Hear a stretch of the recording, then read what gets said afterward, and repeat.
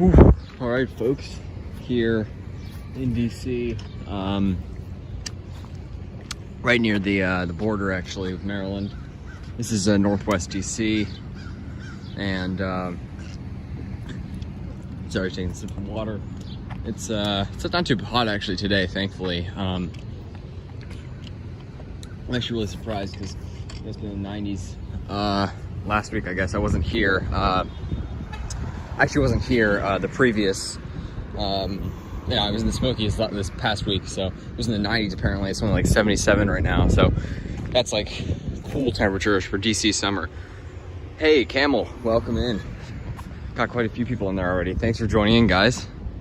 Georgia Palms, hello. Great to have you in here. Thanks, I've been reading your comments. Really appreciate you watching and everything. And yeah, I've been watching your videos also, and your palms look great.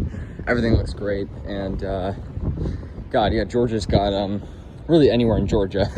I mean, basically any habitable place in Georgia, you can grow at least sables, I'll say, like sable minor at least. You know, I mean, even the towns like in far north Georgia, like Dalton, and there's some other crazy town. It looks designed after like a German village or something like that in North Georgia. And I went on there and I looked at it because it's just this really crazy looking town. I went on Google Maps and looked at it. The first thing I found was a trackie, and this is like right near the Tennessee border. And Dalton's also really far north, and you've got all sorts of palms there, which is just awesome because I mean, and obviously you go further south, Atlanta, you start seeing sable palmetto and pindos everywhere.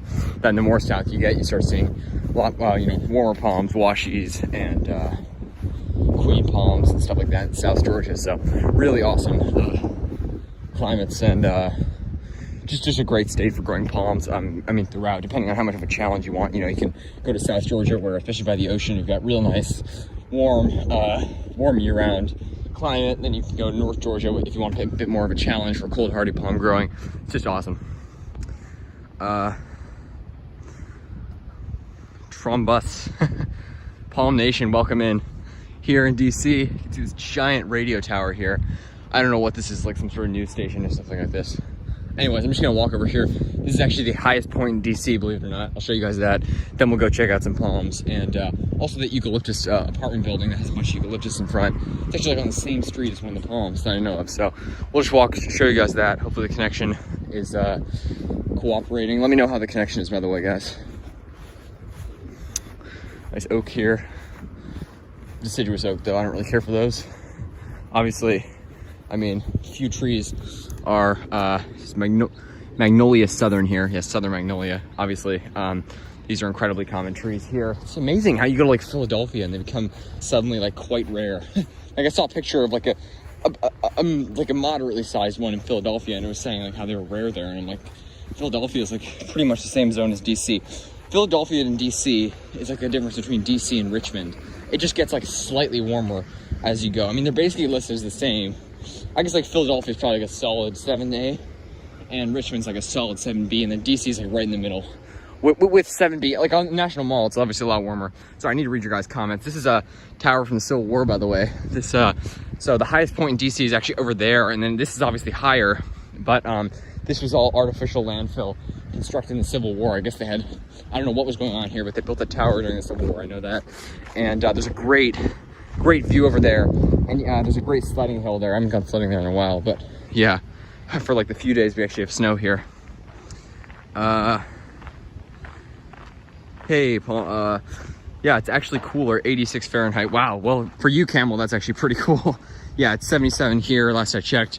I think it's supposed to get up to like 78 in DC, 79, and so it always gets a little bit hotter. You know, in where I live in Maryland, just outside of DC, than it does. I guess when they register the temperature for DC, I'm assuming they're using a weather station near the National Mall or something like that, near downtown, which is obviously warmer. But it does actually stay a little bit cooler in the summer. At least the highs do, and then obviously stays warmer, like a degree or two warmer in the winter. Wow, a lot of comments in there. Sorry.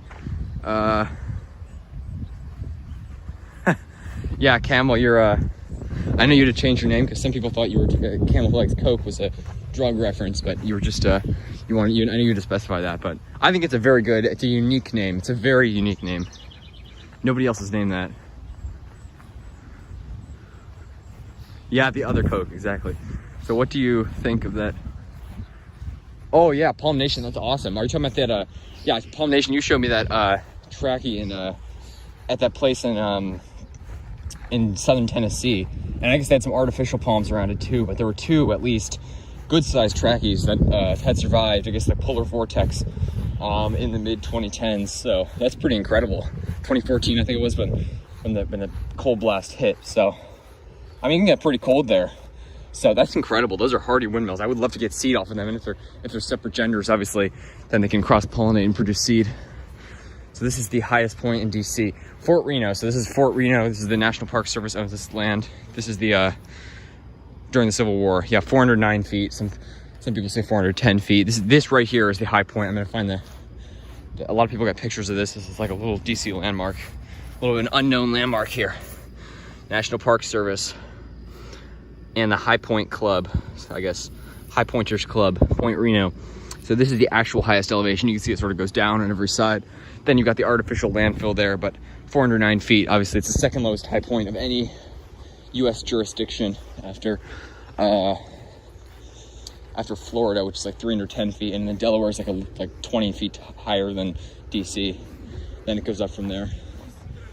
But, I mean, it's actually considerable gain in elevation. I biked here, and you go up to pretty big hills to get here from my home. And then if you want to go down to, like, the waterfront, which is only, like, a mile or two away, actually probably a little more, like 2.5 miles. It's a big drop down because you're going all down because the waterfront's actually at sea level. So considering how close we are to the water, 409 feet is actually considerably high. And it really does provide different microclimates. So, like, on top of here, this is probably a high zone 7A, at least according to the current. I'm using the current climate data. The old one, I'm expecting a zone update soon. I'm using the current zone, so this is probably a high 7A. And then the National Mall area with the nice microclimates at Heat Island, that's probably a solid 7B. So this is elevation really does change things, and water moderates things. So the river front's going to be a little bit warmer in winter, a little bit cooler in summer, which is nice. Show the tower again. Sorry, the tower's right there. Here, actually, I'll get I think there's a better view of it here. Yeah, it's really cool. It's a local landmark here. Let's see if I can get around. There's a nice view over there. Then we'll head over to the Palms, guys, because I know that's what you want to see, and that's what I want to see too. Because I know the Sale Miner had a stock on it. Last I checked, was coming out, and that was a couple weeks ago. So maybe it has seeds on it now. I'm expecting at least soon it should have seed on it, which is gonna be awesome. Yeah, that's awesome, that thing you showed me. Mangoes grow crazy fast. Mine has grown like crazy and I completely neglect it. Wow. Yep, some plants like that thrive on neglect. Find a lot of those fruit trees, you know, they're tough. Even though they may not be all that hardy, they are tough. And I guess mangoes are decently hardy, all things considered. Yeah, that's awesome. Philadelphia is actually a lot colder. Yeah, that's the thing, is like New York is listed as 7A, and with all the skyscrapers, I wouldn't be surprised if there maybe are 7A microclimates, but it really isn't a 7A. Even Cape Cod is 7A. Like, you can go really far north and find like Massachusetts zone 7A according to the climate classifications, but that's obviously not going to be the same as like a northern Alabama 7A where you can grow windmills and even sable palmetto and stuff like that. So they need to like change things a little bit. Now obviously you have the dry 7As in the west, which are obviously a lot better for growing like washies and stuff like that. Yeah, 86 is cool enough to work in. Yes, exactly. For me it's pretty hot, but yeah. 8-foot sable.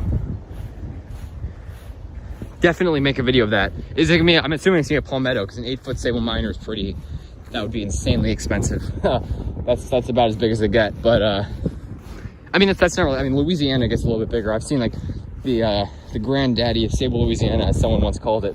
There's like a picture of a sable miner, which like looks like a Brazoria, but it's just a regular sable Louisiana with like a trunk on it, and it's like a big trunk. It's like got 10 feet of solid trunk on it.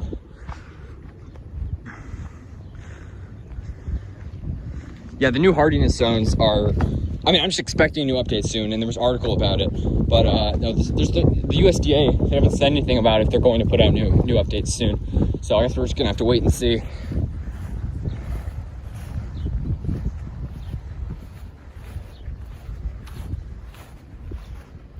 There's two. There is two. Awesome. Yeah. I hope they're separate genders so they can cross-pollinate. Sorry. I'm behind your guys' comments. Oh, they're both male and female, are they? It's hard to find. I'll send you the link. 15-foot foxtail Lowe's. Wow. That's crazy. There's a big one at my garden center, probably about 8 feet, maybe 7. And I was like 100 something, because they are pretty expensive there. But yeah, foxtails are surprisingly cheap. And you should see them in LA. They're so cheap. I almost told the Home Depot in Long Beach. God, they were so cheap. People complain about things being expensive in California, and believe me, they are. But as far as exotic plants are concerned, they're actually pretty cheap. It's insane.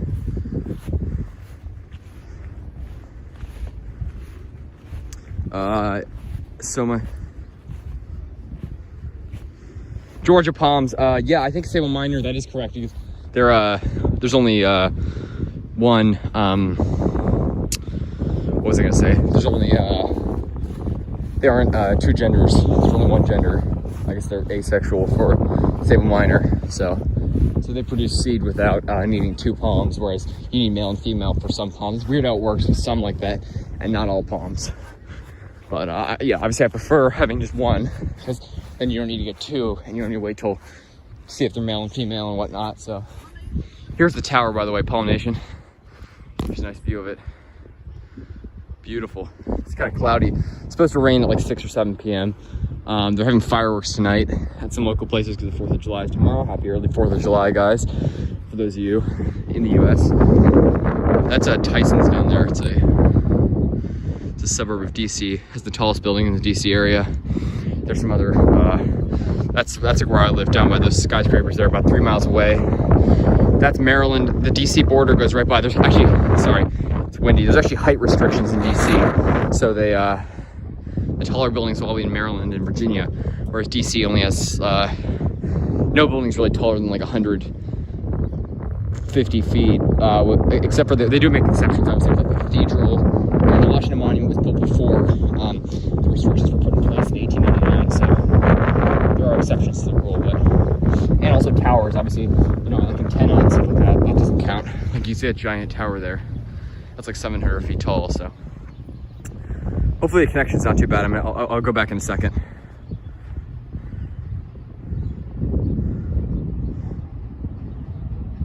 That's awesome about that foxtail. Did you get it, Camel? Because I wonder how they do in your area. That'd be interesting to see. Be an interesting test. All right, great view here anyways, but I'm gonna start walking. Oh, there's some towers way in the distance. I have no idea where that is. So yes, this is quite a nice view, and this is the best sledding hill. It actually has two. I hit a car once when I was sledding here when I was like 5. That really hurt, but like split my knee open. But thankfully it was a parked car, not a running car, but I just was going so fast that I couldn't stop myself, and I hit I just rammed into a parked car, and I cut my knee open. But that was a long time ago, and I think I've been here like once since, because it almost never snows here. When it does, sometimes I go to my local park and stuff like that, but I should come here. Sledding is fun, but I don't really care for the snow that much. I prefer the warmer, wet weather, obviously. Don't love the super humidity, but yeah. Sorry. New zone map. Yeah, there is no new zone map yet. And also Canada. Jason, you're in are you near Cochrane? You're somewhere in Alberta, I know. So I don't know how Canada works, because I think the Canadian zone's like a full zone cooler. Like Toronto was just updated to 7A, Sander told me, which is like a USDA 6A. So I guess Joe is like, he says he's 8B/9A. He says like a 9A since 2008. So I guess it's like an 8A for us. So he's probably similar to Virginia Beach, but obviously with quite a different climate. It's like a Mediterranean climate, which obviously lets him grow certain things that maybe wouldn't do so well in Virginia Beach, but obviously you can't grow sable, palmetto, and stuff like that, which thrive in Virginia Beach. So it's interesting how different climates affect things differently. Like he has the Mediterranean, so he has, wet in the winter, really dry in the summer. And yeah, anyways. Musabashu is growing fast. That's awesome. They should do well there. And Musabashu are tough, hardy, and awesome. I love Musabashu. That's great to hear. Love to see a picture of that. Banana has been growing very good. Happy with it. Awesome. Georgia palms, no problem. I don't actually know when they actually, I think they should be like at least 4 or 5 years old to start producing flowers, and then like a couple more years to produce seeds. Say minor, that is. I don't know what the actual rule is, but well, yes, exactly. Same here. Yeah, foxtails won't really grow here. I wonder where the limit is. Maybe somewhere. Yeah, they won't really grow anywhere north of like Jacksonville, maybe. I haven't seen it. I've never heard of a foxtail in Georgia. Although maybe South Georgia, they could pull it off in a nice warm microclimate.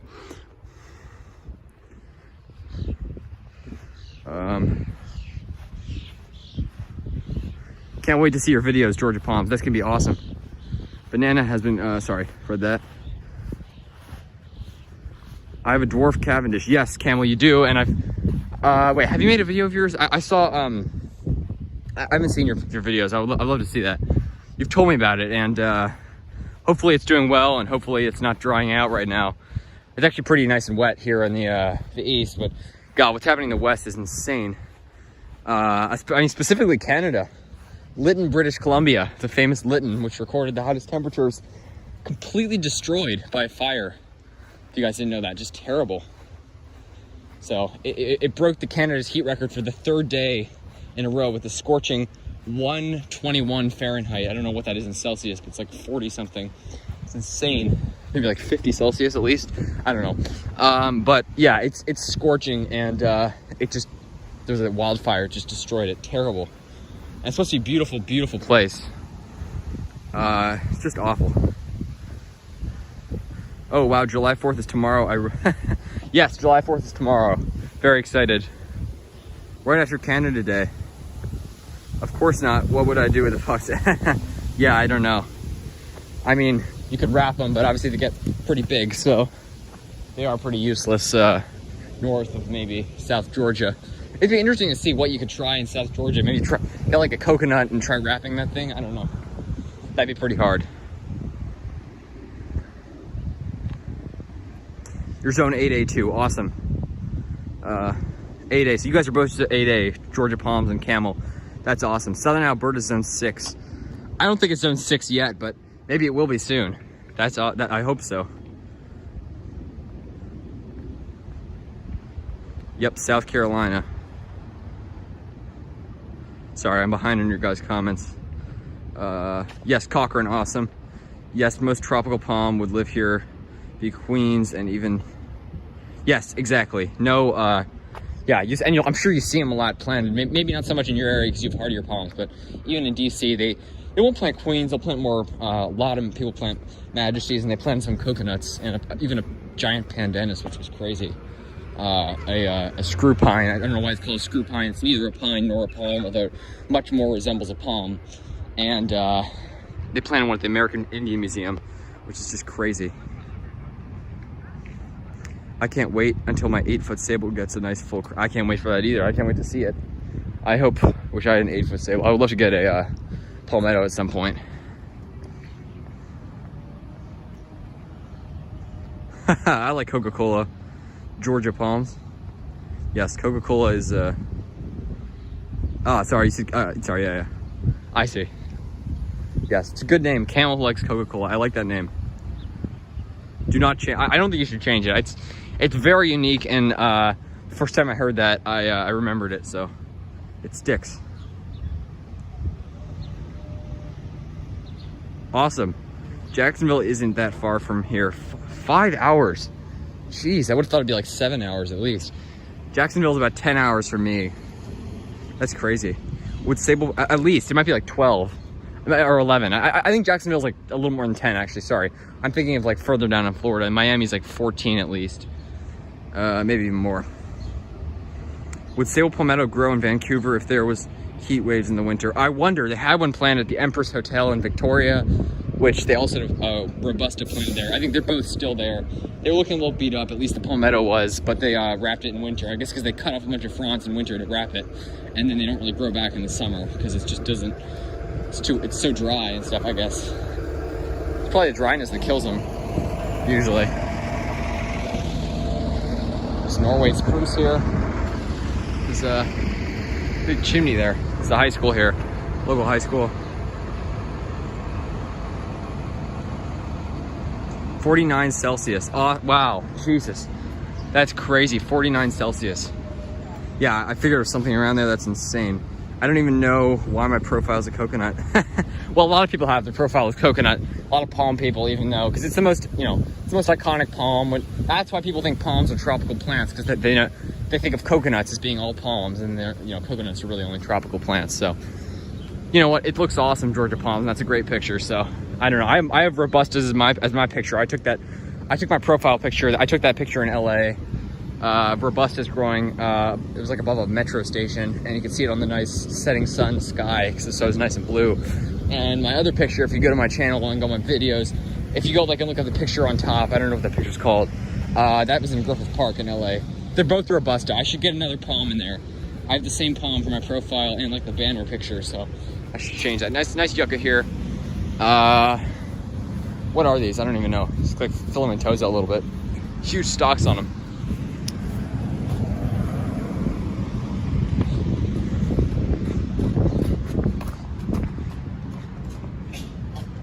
Hi.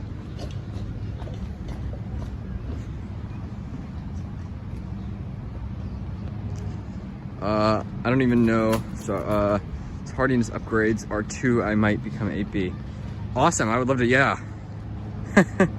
Yeah, maybe. I don't know when the update will be, but that'll be interesting. I bet maybe at some point. Maybe I'll make it my Sable. Awesome. Yeah, I would love to see that. Miami's 11 to 12 hours here. True. I see. Wow. 11 to 12 hours. Hey, that's not bad. You get to Miami where you got coconuts and all sorts of tropical palms. That's actually a tropical rainforest climate, believe it or not. So that's awesome. Just noticed I wrote 2 instead of true. Ah. Yes.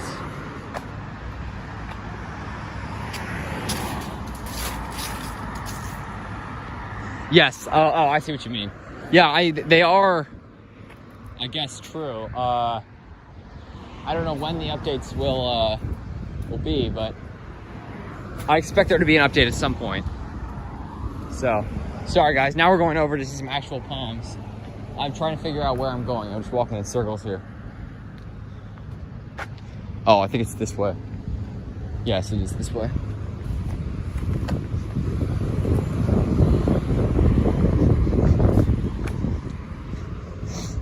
Yep, 39th Street, that's it. Half a day of a tropical savanna. Yeah, that's kind of, yeah, it's insane, yeah. Yeah, half a day to a tropical savanna. And then there is like a small section of tropical rainforest north of Miami, I guess like where the royal palms grow. Because most of it's tropical savanna, the Everglades are all tropical savanna. But there is like a small section of tropical rainforest, I think like near Fort Lauderdale in that area. But yeah.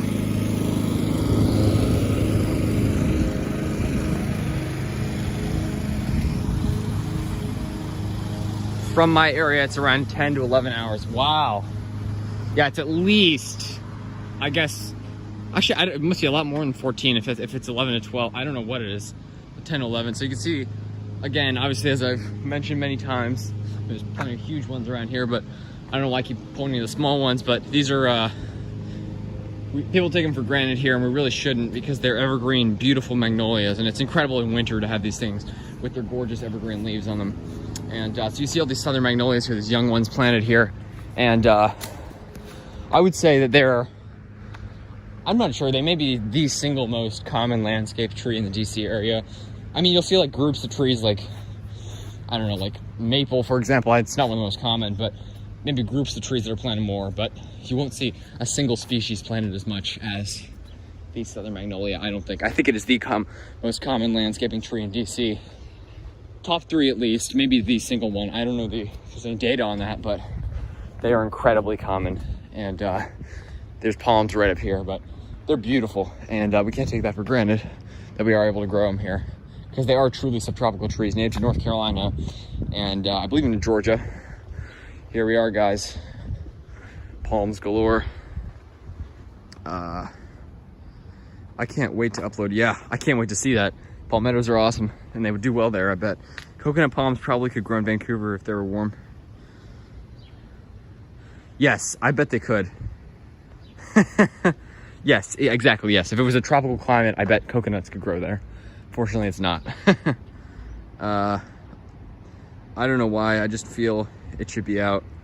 Hold on, be right back. Awesome, see you in a second. Charleston is 3.5 hours, 5 to Jackson. Wow, 3.5 to Charleston. I think it's exactly 8, 7.5, 8 from here. 5 to Jackson, 7 to Orlando. Wow, that would be awesome. And Orlando again, I mean, obviously it's not Miami, but it's, you do have coconuts in the Orlando area. It's like sort of where you start to see them. It is quite cool. There are quite a few of them in Disneyland. They've got all sorts of tropical palms, including coconuts. It's not Disneyland, Disney World. Disneyland's in Anaheim, California. So look at this. Obviously it's smart they put all the amusement parks. The big amusement parks are all in warm places, Florida and LA. So that's smart. Maybe they'll open one in South Texas or something, I don't know. But they want to get the most revenue out of it so that they can have, you know, an amusement park open year round. Anyways, a little bit about these palms, guys. These are Sable Minor, as I'm sure you guys know. This is Yucca rostrata here. This is a beaked yucca, and it's a beautiful species. You know, a lot of people use the term desert for stuff. You say like cactus. Oh, that's a crazy. You can grow these desert plants here. Well, a lot of cactus here aren't desert plants. A Punchahima fusa, that is most certainly not a desert plant because it's not native to desert. It's maybe native to a couple of semi-arid areas, but for the most part, it's native to just temperate regions across the east and even down to the tropical South Florida. But this is a true desert plant native to New Mexico, southern New Mexico, and I believe maybe West Texas. So this is, I wouldn't say one of the few, there are actually many of them we can grow here, but one of the most common desert plants, probably the most common true desert plant in DC. Yucca rostrata, incredibly hardy. You'll see them in places like, Denver, for example, which is obviously a degree drier than DC, but super cool. And yeah, I mean, you can't take that for granted, as I say about all these exotic plants. But this guy coming, get out of the way for a second. But yeah, it's you know, it's pretty incredible that that these desert plants thrive here, because they're incredibly hardy, and they are surprisingly. You have a lot of desert plants that be very hardy, but these ones are actually surprisingly wet tolerant, so they can take our cold, wet winters here completely fine, never damaged, even far north of here. Nice bigger southern magnolia here, younger one there, and it's funny, they have like much darker leaves when they're young. They're almost like blackish. They're really dark, like dark green. And here we've got, anyways, back to the Sable Minor. Yeah, these ones, you can see they're just put out the flower stalks. They're about full height. And wow, look at this. Looks like they're about to have seed on them. So I'm guessing another week or two, they should start putting out seed. Maybe a little longer, maybe 2 or 3 weeks, but pretty soon, because they, you know, you don't even need multiple of them. And these are just beautiful. I actually just discovered these ones, believe it or not, while I was just walking one day. I was just walking back from school, walking through here, and I just discovered these, and it was super. They're awesome. So there are actually some seedlings, I believe, on the ground there, to just covered by this Japanese. Is this Japanese stilt grass? Anyways, all this plants in here, but yeah, they're beautiful Sable Minor. I mean, you just, every time I look at these, never ever gets old. If you look at this leaf, I mean, look at how exotic this thing looks. This looks like something you find in the jungle, as I always say, and just beautiful. I think, look, I like needle palms a lot, and there's some huge ones here. There are many huge ones here. They're the most common palm here. I think Sable Minor, as far as the fronds go, is more beautiful. The fronds, I think, are more beautiful and exotic looking, but obviously needle palms, I'm not sure. I'm not sure I like Sable Minor more than needle palms necessarily. I just think the fronds themselves with that silvery tinge, there's nothing better than that. I mean, look at that right there. That's just gorgeous. Anyways, yeah, and there's another smaller Yucca rostrata back there.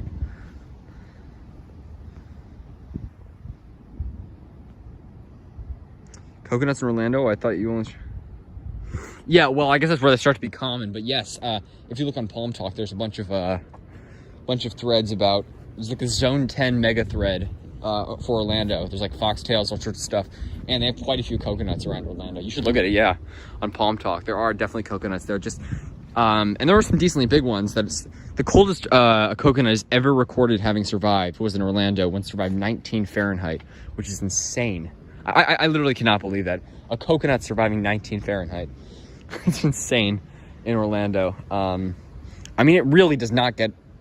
It rarely gets 19 Fahrenheit here. Obviously, coconuts would never ever make it through here, but because it regularly gets too cold for them, but for long periods of time. But that's crazy. Yes, my mom just just as we get to the juicy stuff. Well, if you wait maybe another 15 minutes, I'll be at a. I'm going to walk down the street. It's about 0.8 miles to the next location, which is this apartment building filled with eucalyptus. So that's more juicy stuff. So yeah, you can go do your dishes, and then I'll about 15 minutes. You can see that. The flower stalks on mine are way shorter. Well, they're shorter probably because first of all, this is elevated. But these are older sable miners, so the stalks get bigger as they get older. But yeah, these are fully grown stalks. Well, have fun with the dishes. Yes. Plus the leaves are dark green. Huh, interesting. Yeah, well, they'll always have a little bit of a silvery tinge. Also, different ecotypes look different, certainly. Sable Louisiana, especially, looks different, has a little bit of a trunk on it. Yeah, different ecotypes look different, but the distinguishing characteristic amongst many things is that little silvery tinge to it. Huh.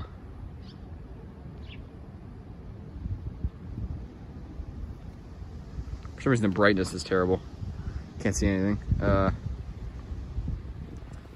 Plus leaves are that is never an ugly sable miner, that's for sure. Yeah, there's never an ugly sable. Absolutely. I've never ever seen an ugly sable miner. You know, I mean, one could say I've seen ugly palms, because you say like go to California. Thankfully, you'll see it less these days, but you will see all those hideously trimmed robustas, which have like 2 leaves sticking out of the top. And you could say that's ugly, but the palm itself is not ugly. I've never seen an ugly palm. I've just seen a poorly trimmed palm, shall I say. Yeah, but I've never really seen an over-trimmed sable miner. Very rare that you see that. And I mean, just the fronds are gorgeous. And it's also because they're so low that a horrible trimmed robusta, the crown is so high that you need the full leaves to make it look with the full effect. But here, even if you trim off all the green leaves, which you should never ever do, even if it's just one leaf sticking out, the leaf is right at ground level, so you'll see it. But just look at that. I mean, how can you not love that? I love it, I'll say. So nice yard. I don't know if these people are palm lovers or not, but clearly they made a good choice. I don't know how all these people in the DC area get their hands on needle palm sable miner, because they're rare here. I mean, almost never. There's only 1 or 2 nurseries I know of that regularly carries them in stock. Hollywoods and Vines in Alexandria, Virginia, which is right across the river from DC. They carry hardy palms year round, basically. So that's maybe where people get them. I don't know, but there are quite a few of them. Actually, a sable miner isn't ugly. The only one that might be is Sable Lisa. Oh yeah, you think that's ugly? Yeah, I the first time I saw it, I was like, wow, that's one interesting looking sable. But nice eastern white pines here, Pinus strobus. I like pines. I mean, obviously, you know, they're not exotic, but they are evergreen, which there are surprisingly, not surprising, but there are quite few of here, at least in the woods. So I like them. Love hemlocks, and sadly a lot of them are dying. But yes, Sable Lisa is a form of sable palmetto found. Where was it found actually? Is it Tampa or Orlando? It's one of those areas where I think it's Tampa, where they found which has this weird mutation in its leaves, and the leaves look very different. It almost looks like it does look like a different species, kind of. It's very distinguished from a sable miner, but so for some reason it I guess it's still considered it's still palmetto. Obviously, it's just it's like Wagnerianus. Was, I guess they're both unknown in the wild, and Lisa just looks different in the leaf. And then there's this whole debate about whether you classify it as a different species or just as a variety. So yes, I think it's they're very interesting looking. And are they known in the wild? There may be a wild population of sable Lisa, but they are.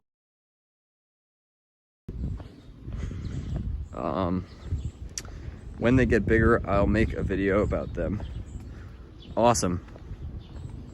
My sable and 2 of the flowers completely died. Huh, I wonder why they died.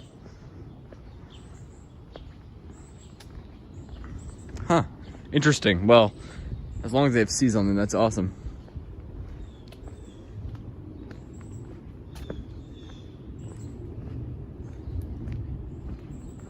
Seeds forming. Yeah, I could see seeds forming on the stalks back there. That's awesome. Anyways, guys, yeah, it's a little bit hot in the sun, but it's a really pleasant day. I mean, it's cloud cover's nice.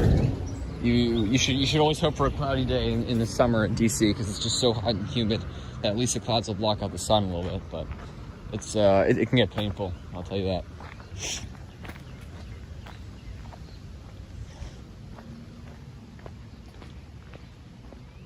Can't wait to see that. Yeah, definitely make a video of the seeds on your sable miner. My sable miner are definitely too small to produce seeds. They don't even have mature fronds yet. They just have like those 2-pronged fronds right now. IGNE, Igni, welcome. Hey, thanks for joining in. I've not seen you on any of my videos before, live streams, so I suppose you're a new viewer, but welcome in. Welcome to the live stream. I just showed people some sable miner back there, and Yucca rostrata that we're flowering. The sable miner were not the Yucca rostrata. And now I'm walking to this apartment building. We're here in DC, and I'm walking to this apartment building that has some a lot of eucalyptus in front. Ton of eucalyptus. So that's really awesome. Look at this. Look at this. I didn't even know this. Just a random house with cactus in front. Again, very you know, pretty common to see cactus. That, and look at this nice little cactus patch here. So these are all new. So these like soft these well, they have the soft things on them. They're new, but then they'll start hardening into actual spines, which you can see down there, and those get sharp. But I don't know, is this a Puncha? I don't know the exact species. It's an Puncha species, obviously, but huge fronds. I would love to take a pad home and plant it. But really nice cactus. Again, it's crazy just walking to DC and seeing cactus. I mean, obviously know they can grow here, but if you didn't know that, I wonder. I'm sure a lot of people walk by and don't even notice it, which is crazy. But I mean, it's supposed to be crazy just to walk by and see a cactus just growing in DC. If you didn't know that they could grow here.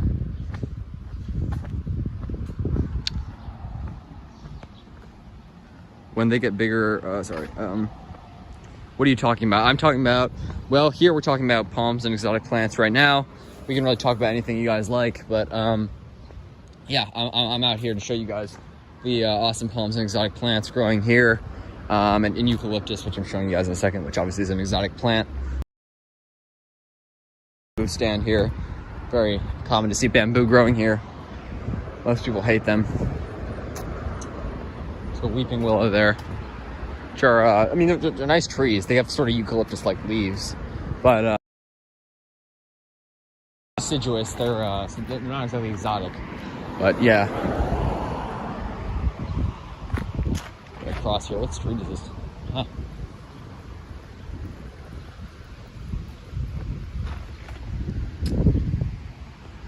Georgia palms. I got 2 sable miners, September 2019. $45 each. One died that winter and the other didn't flower. Huh. It died. What did it die from, I wonder? Did you keep it watered? Because, I mean, I would imagine it would be, I guess maybe your winters might have killed, the winter dryness might have killed it, but I couldn't imagine. I mean, it's definitely fully hardy there. It's not like a cold blast ever would kill one in Zone 8A, Georgia. So, that's interesting. I'm sorry to hear that. Well, look, as long as the other one's alive, that's, sorry to hear it didn't flower, but yeah, I mean, you can't always expect them to flower the first year. They could go through transplant shock and things like that. So I wouldn't be surprised if it's not flowering the first year, but if one died, that is suspicious. That's really weird. This year I looked and see a stalk forming on this. Oh, it flowered, awesome. That's great to hear. Love hearing about that. Yeah, I hope it produces seed soon. Can't wait. That's probably some pretty hardy seed, by the way.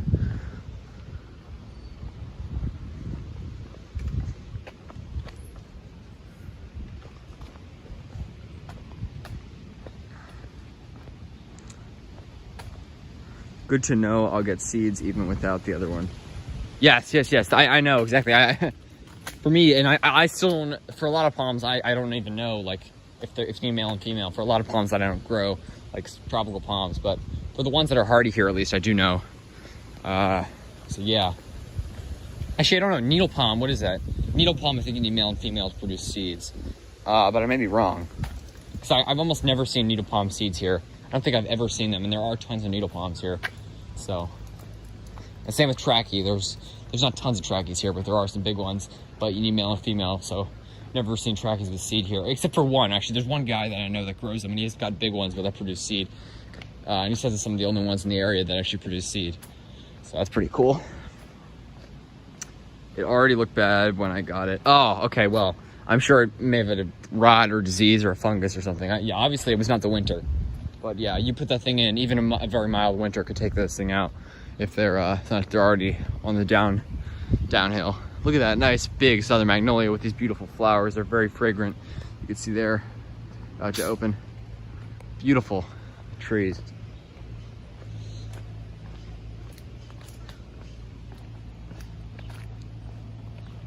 Those were the only two they had so far.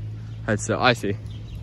Well, yeah, I mean, hey, I mean, look, if you take what you can get, so yeah, you know, if it's looking bad, obviously it may not survive, but I'm glad to hear your other ones survived and is flowering. Awesome. Well, welcome to the live stream. Welcome to the channel. Thanks for joining in, and I really appreciate it. Yeah, it's all about palms and exotic plants, mainly in the DC area where I live, but I also, you know, travel places sometimes. I much prefer to travel places with palms, obviously. That's just how I am. But I was just in the Smoky Mountains, didn't get to see any of the palms there, unfortunately. But you know what I did see, which is interesting? I saw a black bear, two black bears actually, one in the national park, and there were some other ones that people were pointing out but we didn't see. And there was one that was right next to our cart. It was like on the side of the road. We were like taking a golf cart around, and there's one just on the side of the road that was just in the woods, and it sort of ran off because they're pretty shy. They're not like aggressive like grizzlies, but it was cool. And then something that was interesting, very close encounter, I guess you could say, was there was a rattlesnake. I was walking next to the house we were staying in, these cabins, and there's a rattlesnake. Step back there, I heard this noise. I thought it was one of the cicadas, because you still hear a couple cicadas there.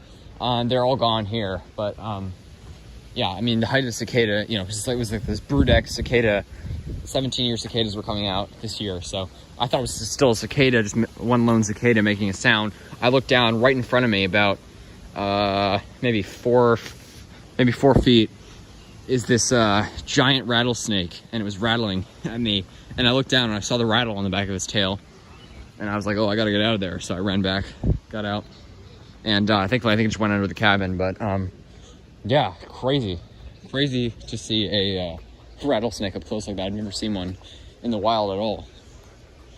So yeah, I think I've seen a copperhead, but what street is this? Dead ends here. This was not supposed to happen.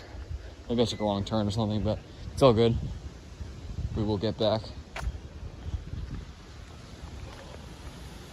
As soon as the seeds finish forming, I'll make it germinating. Awesome, yeah, I've got some palmetto seeds, put them in the baggie about 3 months ago, and they are germinating right now, and they're collected from Virginia Beach. Actually, there's this one, well, there's tons of palmettos that are naturalized there, so lots of them produce seed because they're fully hardy there. You go up and down the boardwalk, they're everywhere.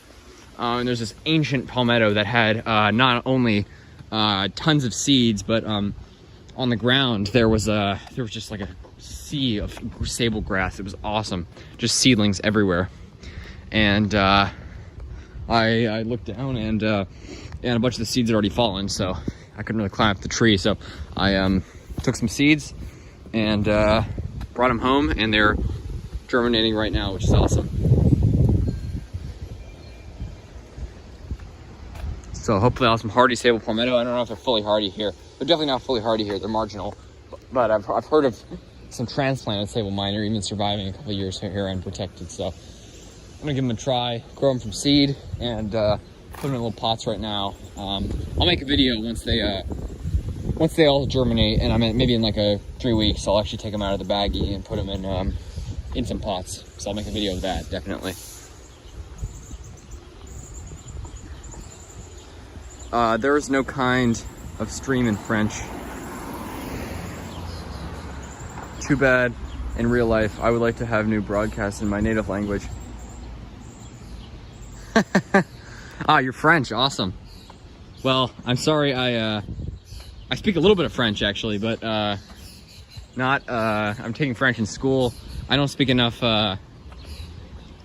French to do an entire live stream, but I don't know how to say live stream in French, yeah. But yeah, that's hey, I mean, French is a pretty good language to speak, especially as a native speaker. I mean, it's spoken by so many countries throughout the world, so that's pretty awesome. I gotta figure out now where I'm actually going. Somewhere around here, but c'est sûr qu'en France, on est Omega 333, welcome. What is Hamas? I forgot what that means already. It's when I was in France. Something, I don't know. It shows you my French skills. It's sad. Wow, look at this. Oh my God.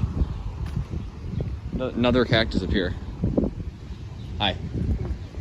So, obviously, they've got these annuals planted. Obviously, I wish they just wouldn't plant them. I mean, they're beautiful, obviously, but this is a Incente vetricosum, I believe, red Abyssinian. But I wish they wouldn't plant these. These are just annuals, so they plant them in the spring, the summer, and they dig them up in the winter because they would never survive here. Yeah, and then here's the nice Apunchi cactus. So pretty cool cactus growing here. Got some nice pads coming out. Ooh, here's one. I'd love to take that, but maybe on the way back. That's pretty cool. I'm trying to figure out which way I need to go. It's up there.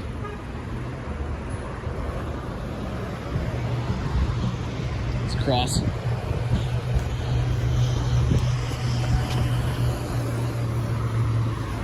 All right. Je m'y attendais pas ça.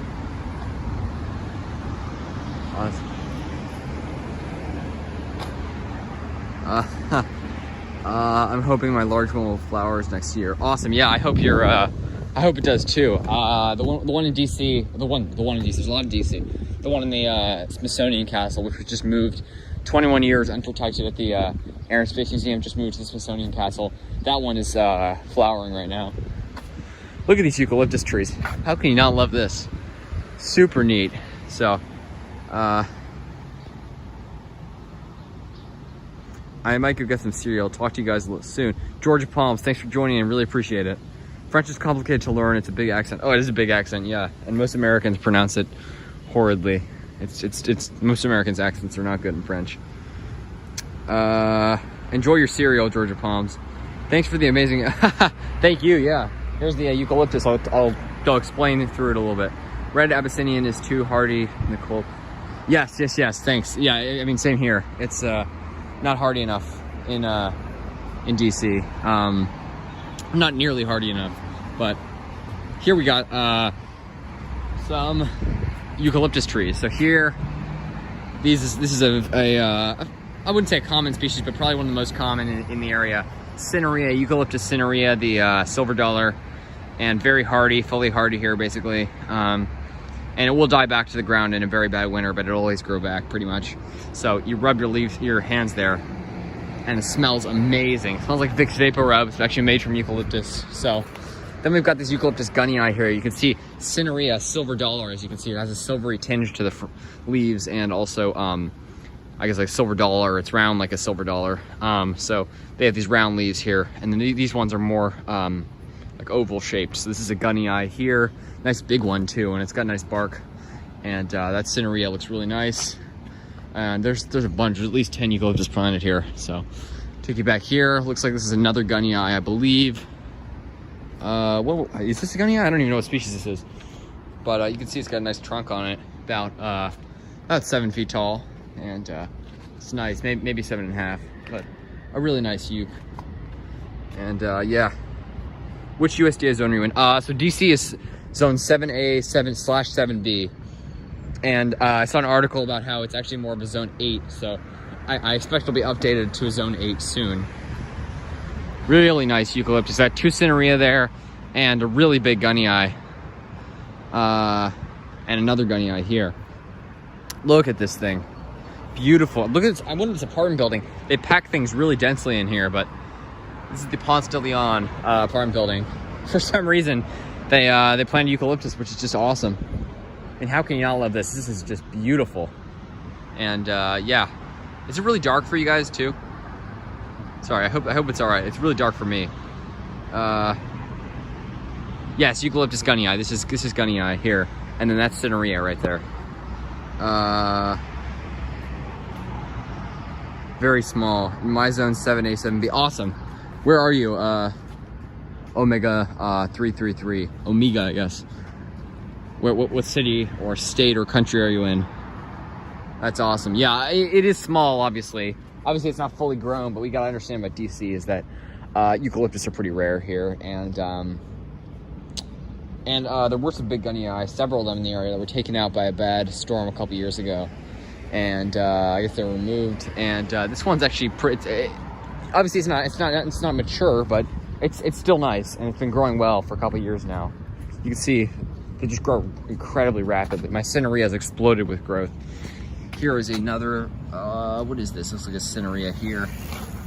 And actually, is this a Cineraria? Yeah, this is a Cineraria. Really nice. Little one here. And I'll go show you guys some more. There's even more, believe it or not. But yeah, obviously it's not giant, but it's a good 15-20 feet tall, that one right there. So it's pretty big. And remember, Cineraria only gets to about 25-30 feet. So it's getting up there. I mean, it's decently big. And they have beautiful bark. French Alps, wow. Beautiful region. Maybe there's some windmill palms there, because there are some warm microclimates in the French Alps, I know that.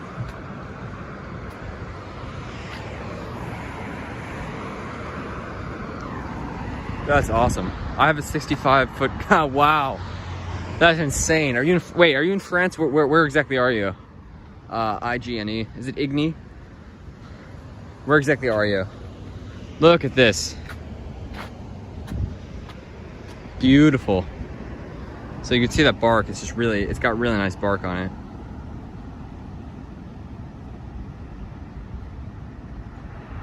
Yeah, obviously it's not massive, but here in DC, I mean, this is a pretty northern place. It's actually pretty southern compared to Europe, but pretty northern hardiness-wise. And, you know, seeing huge eucalyptus here is just awesome. So we do not take that for granted here. So it looks like they've got multiple Cineraria planted in here. And again, they've got nice big leaves, and you smell that leaf. That's just amazing. So you rub your hand on that. Oh, very fragrant. It smells like, yeah. I mean, you smell the eucalyptus oil in it.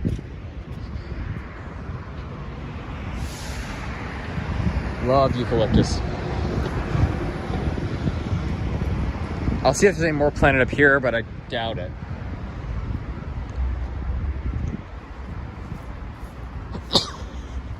Excuse me.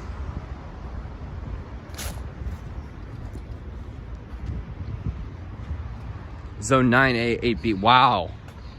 That's nice and warm. Yeah, I believe it with the having a 65-foot gunyai has got to be. That's amazing. Atlantic coast, awesome. France, awesome. Yeah, that's basically all of France is nice and warm. Nice fig here. But yeah, you know, I mean, you got palms in the north of Scotland. You got them all throughout France. That's awesome. I'm jealous. Anyways, guys, yeah, really nice. This is this is someone's backyard here. This is the Ponce de Leon, an old apartment building, I guess, from the 20s or Probably close to 100 years old. Nice southern magnolia there, right there. Let's just walk back here. But yeah, it is a nice apartment. It's an attractive apartment building with some very attractive eucalyptus, in my opinion. When I discovered that the other, like a week ago or two, biking back from the zoo, and the zoo is right near here. And mind you, the zoo's got some really nice palms itself, including a big trachea about close to 10 feet. So I was really happy when I discovered this because it is super cool. Let's see what they got in here. It's like mostly like asparagus and mint. I'm trying to see if they have any actual exotic plants. Let's see how this mint tastes. It's good mint. Little fig there.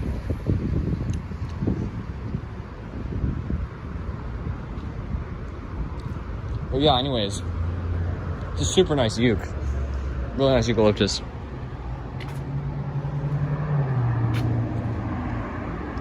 Ficus macrophylla. Wow. What is it, like an Indian Bay fig or something like that? Yeah, these no Ficus macrophylla here. No, we've only got like common fig and the hardier figs, but that is awesome. I wish we could grow them. Is it really dark for you guys? There we go. The brightness, it's my end. I had the brightness really low. There we go. So yeah, 4th of July is tomorrow in the United States. I guess, what do you call the French independence? I'm forgetting the name. Yeah, I guess July 8th is, you guys are going to celebrate your Independence Day in France. So that's very awesome. I never had anyone from France in the live stream before, so that's really awesome. I love France, and anyways, yeah, these are nice eucalyptus. Obviously, you know, anywhere in the southern England, northern France, you got huge eucalyptus. So obviously, maybe not too impressive for you because you've got massive eucalyptus there, but nice blue jay there. Yeah, obviously those eucalyptus, they're nice for DC as far as DC goes. Yeah, I wonder if Ficus macrophylla would actually survive there.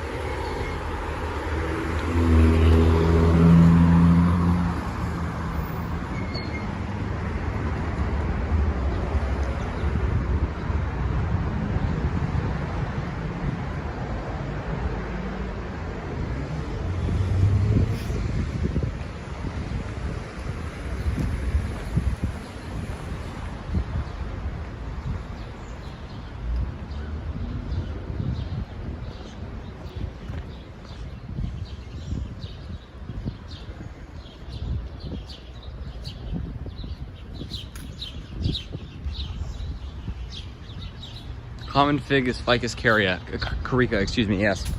Yeah, exactly. That's what we have here, common fig. I got a couple in my backyard, and they do produce tasty figs. But I love Ficus macrophylla. I like figs generally, like the, especially the evergreen banyan figs, obviously. Yeah. But yeah, basically the entirety of France is amazing for palm growing. The U.S. has a lot colder places. You know, up in the northern parts of the U.S., you cannot really grow palms outside, like the northern states, like Minnesota and stuff like that. But yeah, I'm jealous.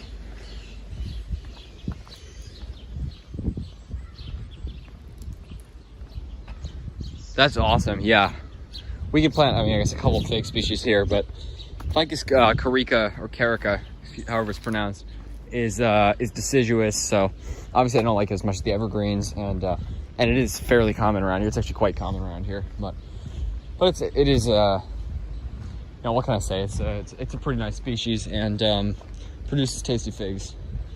Yeah, obviously I wish I was in like a warmer climate like you, but you know, being in a colder climate like this, or being from here, obviously I hope to move out to a warmer climate one day, but it does give you a nice appreciation of what you can actually grow here. It's kind of cool, like being in this area where you can only grow a couple of palm species. I mean, I've got about 6 in the ground, I think. Maybe 7. Let's see, what do I have? I've got Sable Minor, Trichycarpus fortunei, Trichycarpus wagnerianus, Trichycarpus tekiel, Chamaerops humilis, and then I guess, yeah, so I guess it's 6, and I've got my lady palm also, which I planted recently, is doing well. My eucalyptus are not doing so well. Some of them that I planted in town like a week ago, because I was gone and I haven't been able to water them for the past week. I don't know if it rained very much here, where I was in Tennessee in the Smoky Mountains. It's actually a rainforest, so it rained a lot. It's a temporary rainforest. You guys can see my videos on that. I just got back from there the other night. We actually, yeah, it was crazy. We got delayed a lot, and it's supposed to be like a 50-minute flight. Sorry, it's supposed to be like a 50-minute flight, but it ended up being like 7-8 hours because there's so many delays. We actually flew to, there's a tornado warning here, tornado watch and tornado warning, and yeah, it ended up taking so long. We actually flew to Harrisburg, didn't even get out of the plane, then flew back to DC, Harrisburg, Pennsylvania. That is so crazy. But hey, we're back safe, and that's what matters. I'm glad that everything was all right. We were actually able to get in. We were supposed to land like, I think the flight was like 5:30. We were supposed to land like 6:30. We ended up landing around midnight, getting home at like 1:30. So quite late. So technically we got home yesterday, but very, very early in the morning. But it's all good. Ficus pumila, Ficus macrophylla, Ficus corica, Ficus coronata, and other. Wow, that's awesome. Huh. Macrophylla will actually grow there. Wow. I guess it's harder than I thought. I just know it from LA, Los Angeles, which is obviously incredibly warm. You can grow coconuts there, although they will need watering in the summer months. It's actually the summer that really kills them because it's so dry. They actually make it fine through the winters. But yeah, that's I mean, there's huge ones in LA, obviously, 60, 70 plus feet, with the huge banyan look to them, obviously, because they're banyan trees. But I didn't know they could survive there. That's awesome. I mean, hey, 9A or 9B, whatever you are, that's a pretty warm climate. That's awesome.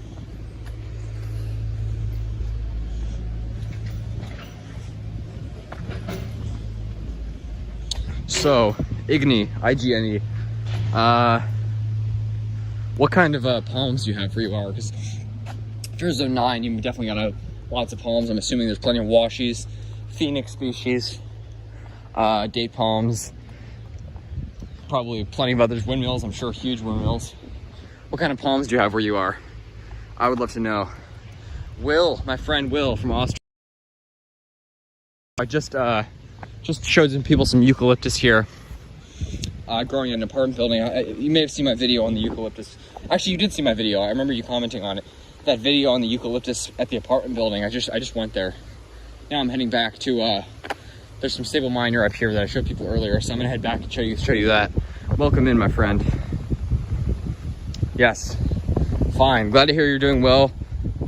Omega 333. Glad to hear you're doing well. And Will, great to have you in here. Yeah, how's everything with you, Will? How are your palms? How are the exotic plants doing in Austria? I would imagine there's more. Nobody really hears about palms in Austria, but I'd imagine there's more than people think. Because you've got some nice microclimates, especially near the German and Swiss borders. And the Italian border.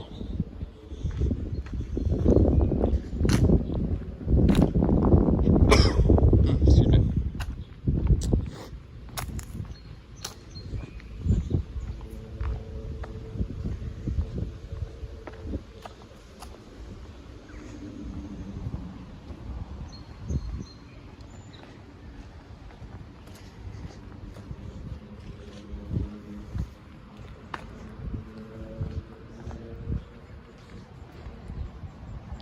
Which palm trees can I plant in my area?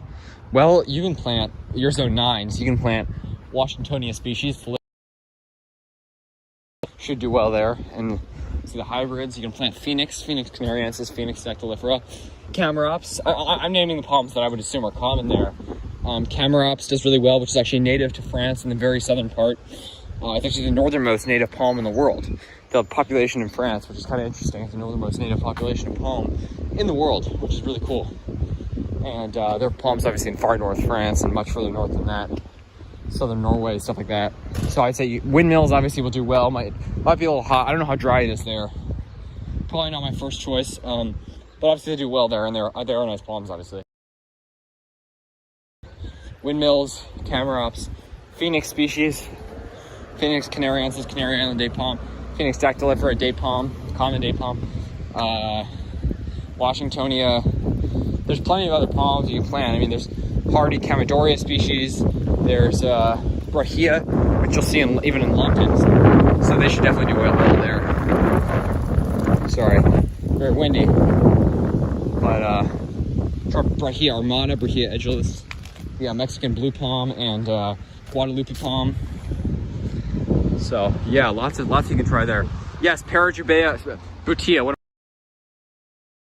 sables? I mean, they're definitely very rare. So are needle palms in Europe, but I mean they'll do well there. Palmetto. I don't know. Sable Mexicana would do well there actually. Very few of those in Europe, and where they're native to, they're very few. So yeah, Sable Riverside should do well. The sables. Been commenting. I need to read your comments. Yes. 9A / few that'll do well. But some nice cactus and some more that are in the ground. These are some happy cacti, and you can see these new pads are nice and soft, and they can get some devilish spines on them. So, really nice cacti. Ooh, it's getting hotter. You can feel it. Or maybe I'm just walking more. So,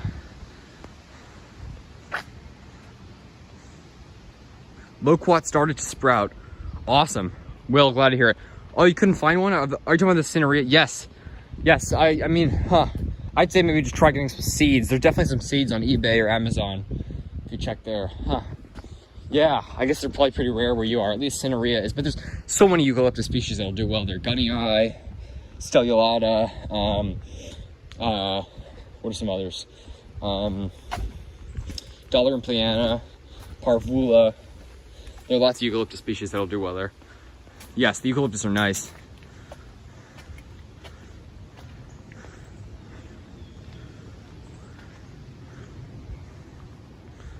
Yes, you have a very large choice of palms to plant in your area. Exactly, very many that will thrive there. So that would be a good climate to try. Because obviously, I'd love to live in a nice warm climate, like climate potentially. But that's cool about like living in one of those places that's like warmer than DC but colder than a tropical climate. Is there are so many you can like experiment with. Live in like California, like Southern California and LA. It'd be fun to experiment with coconuts because they will do well there, so long as they get sufficient watering. It's actually the summers that kills them because it's so dry and they need humidity and water. The winters they usually do fine in.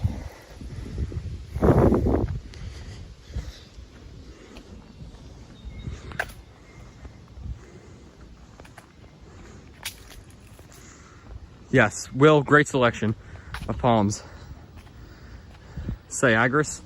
Hey, I mean, they could maybe make it there. I wonder if there are any in England. Abbey Gardens in the Isles of Scilly. Brahia Armada, yes. Some online shops sell. Sorry, I was reading that comment. Let me see. 1 to 2 per variety. Yes, absolutely. And I would try a lady palm. They're definitely going to make it there. Rapis excelsa. They're pretty drought tolerant because they see some big ones in LA. They're pretty common there. And they are like subtropical palms to tropical, but they will tolerate surprising amounts of cold and frost. Yeah, a lot of northern France is like Mediterranean and southern. A lot of France generally is like pretty Mediterranean climate. And then obviously they're more lush areas. But yeah.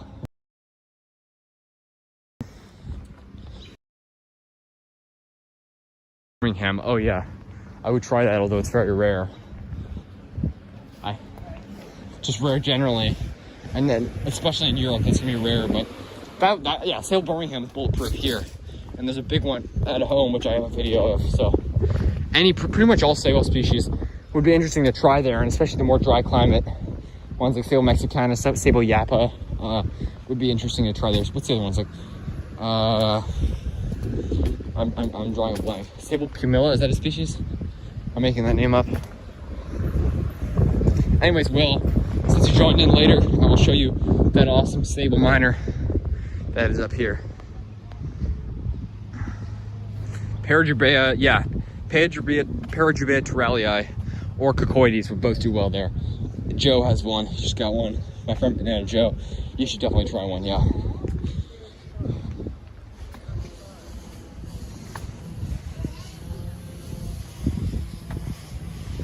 Here we are, look at this magnificent sable miner with the nice flower stalks on them. Beautiful, beautiful palms. A nice, nice Icaro rostrata here too. Hi.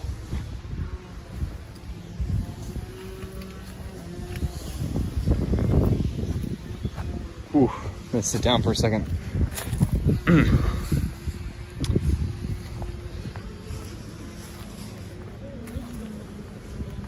Hi.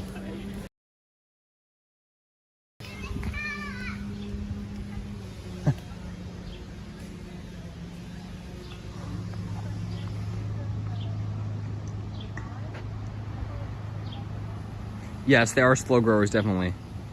Awesome, yeah, there are some rare ones out there. Camadori, Camaraps, Humilis, yep, Syagris. Santa Catarina, yeah, that is hardier. Yes. His eBay say.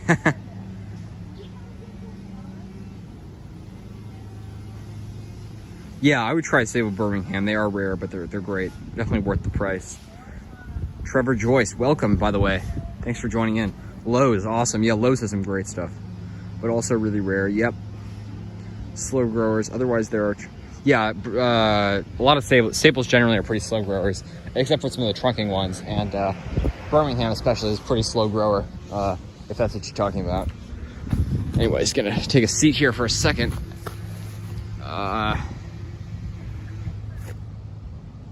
Otherwise, there are Trachycarbus, Washingtonia, Bismarckia. Wow. Really? You saw Bismarckia near your home. I'm not sure if that'll survive there, but Jubea. Oh, how could I miss Jubea? That is like a perfect palm for your climate. There's huge ones in London, so. Yeah, don't even, yeah, the hybrids will. Yeah, Bismarckia is crazy. I can't believe that. Nice. Sables are very rare. Oh, yeah. Omega, they are rare. They're quite rare in France and Europe generally. I think there might be a sable miner at the Rome Botanic Garden, by the way. That's an incredible garden for palms. I think there's like a sable miner and a needle palm there, which are both very rare. It's funny, these palms that are in the southeastern US that are very common here in DC and even in New York. Not very common, but that are the most common palms you'll see here. It's funny how they're rare outside of really the US, really the eastern US. You won't see needle palms you'll see some on the West Coast, but especially outside of North America, they're just around. Not a lot of sable miner especially, and sables generally. Yeah, it is interesting. Yeah, they are rare indeed. I can also do sable, you know quite a bit about, yes, exactly. Rhapidophyllum, Hawea, and super covered, yeah, exactly. Sable and Rhapidophyllum won't need protection at all. Those are the hardiest palms in the world. Like the sable miner, if anyone's protecting a sable miner in DC, they are going to unnecessary measures because they will never need protection in any DC winter, no matter how bad it gets. At least in documented history. I don't want to jinx things because in documented history, no winter has been too cold to kill. Maybe the worst winter in DC in DC history might put some damage on those sable miner and maybe even the needle palms, but will never kill it. They're hardy down to like -5 for sable miner and supposedly -20 for needle palms for extremely brief periods. -5, by the way, exactly -5 is the coldest it's ever gotten in the entire DC area, and that was recorded at the Reagan Airport, right across from the National Mall. So that's the coldest. I mean, that's really actually quite a warm temperature, all things considered, to have as the coldest ever. Obviously, it's not warm at all, but that's a pretty high low for DC. I'm actually surprised. I would expect it to be like -10, -15 for the all-time low, but the all-time low here is -5 Fahrenheit. And it's funny, trackies are marginal here, but it's just those few days sometimes where it gets cold that might damage them or kill them, but mine made it through fine, so there are some big ones here that are never protected. Sorry, It's funny that it looks so dark. Sables are rare in Europe. Yeah, they are very rare in Europe. So are needle palms. Hawea are really cold sensitive. They are very cold sensitive, but less so than coconuts. So you'll see them huge ones in Southern California. I guess there's more drought tolerant, maybe not. But yeah, they are quite cold sensitive. Otherwise, I would say they're marginal where Igni is. Otherwise, not in the palm trees. I can grow Xanadu and Monstera, Philodendron in a protected situation. Awesome, yeah. And not even to mention the eucalyptus. You said you had a 65-foot gunnii, but there's eucalyptus galore there. Hey man, what's up? Jacob Gonzalez, welcome in. I think I might have seen you here before. Yes, you made it. You are in the live stream. Welcome, and we are here in Washington, D.C. This random house right near me that has some beautiful sable minor, and look at them, they're flowering. And you can see the old dead flower stalks from the previous year there. And these are this year's flower stalks, which should have be collecting some, maybe selling it. I might have asked before, but does it get to -12, -10 to 5 Fahrenheit? Are you saying DC?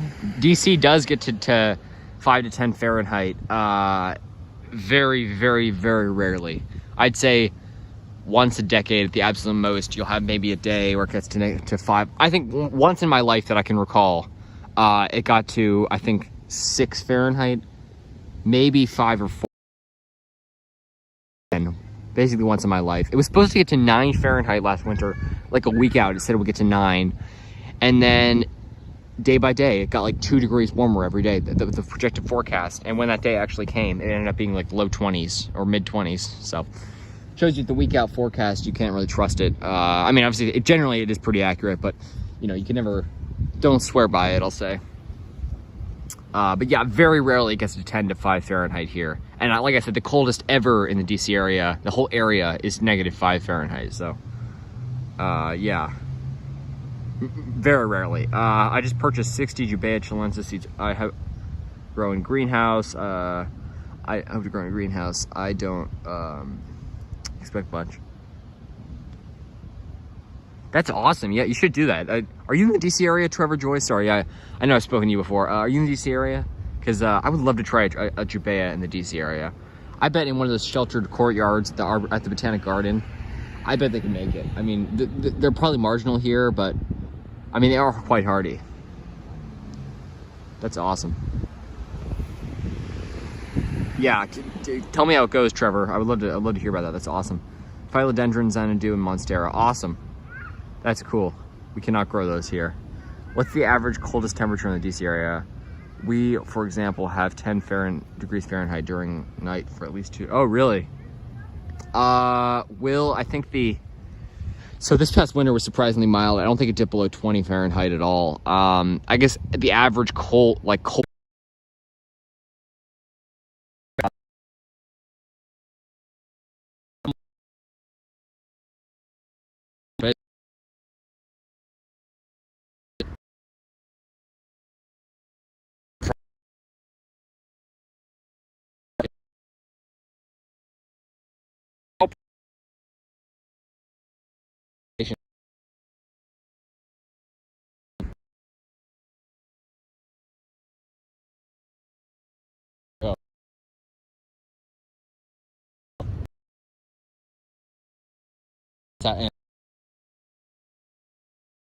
Great. Love saber.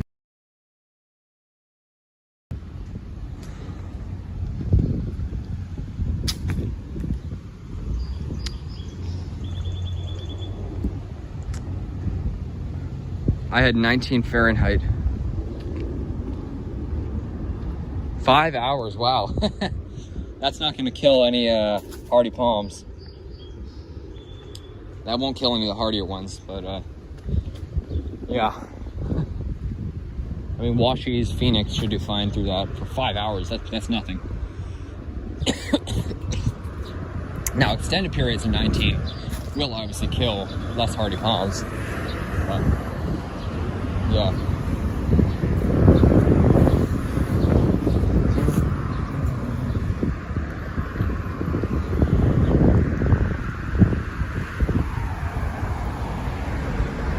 I'm in University Park. Right, you're right, of course. Sorry, you're the one, University Park, Maryland. Fun fact, I'm slightly more south than you, but only by... Oh, wow, really? Yeah, well, that's crazy. So we're basically the same exact latitude.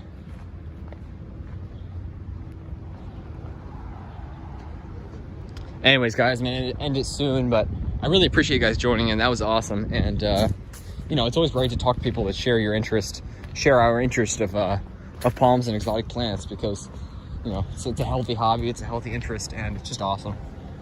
You know, I love palms, and I know you guys do too, so that's great.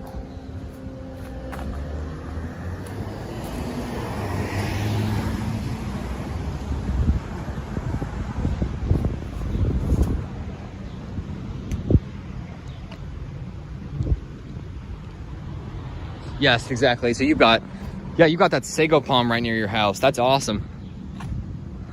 I couldn't hear. Oh, sorry, Will. Okay, hopefully you can hear me now. I said the average, my guess is the average like minimum temperature in DC, I said it was probably about 18 Fahrenheit, maybe a little colder, maybe 15 as the absolute low in the average winter. But I don't really know. I'll have to look that up. It's a good question. I don't know what the average like daily low is probably in the 30s for an average winter day, maybe like the upper 30s, something like that. But the average extreme low, I don't know what that is. I said around 18, maybe 15 Fahrenheit. I'm guessing it's below 20, because usually in the average winter, maybe we'll dip below 20. This past winter, I don't think we did.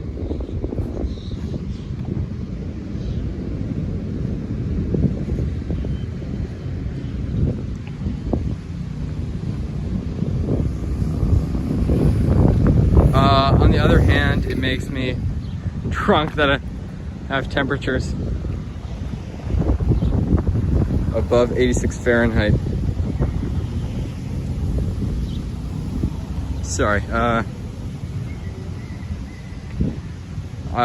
have a temperature of tropical undergrowth. That is awesome. Yeah, I wish you were like that. I wish you were warmer in the winter and colder in the summer, because it's probably around 80 right now Fahrenheit.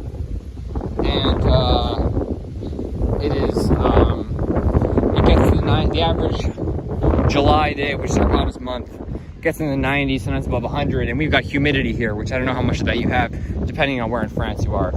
So, humidity makes things a lot worse, I'll tell you that. It's humid right now. Probably feels like 85 at least with the humidity. Oh, here's my bike, by the way. Sitting on my bike.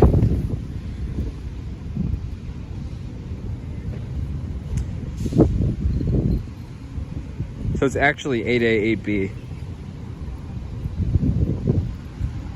Yeah, I guess DC is the article said it was probably about an 8A, a high 8A. So yes, technically it is, and I expect it to be officially an 8A soon. Yes, but it's listed as 7A, 7B. This big washing in my backyard has produced seedlings, and then the humidity in South Texas. Oh, you're in South Texas, Jacob. Wow, yeah, I mean, there's coconuts down there, which is awesome, but fortunately a lot of them were obviously killed by the Texas deep freeze. Let's sit down for a second. Yeah, that's really unfortunate, but glad to hear your washi has produced seeds. Oh, that's awesome, yeah. I mean, I don't think any washis got damaged in South Texas, but coconuts did, and a couple of them I think survived, but there are a lot of coconuts in South Texas, which I think is really awesome. So try a coconut, depending on where in South Texas you are.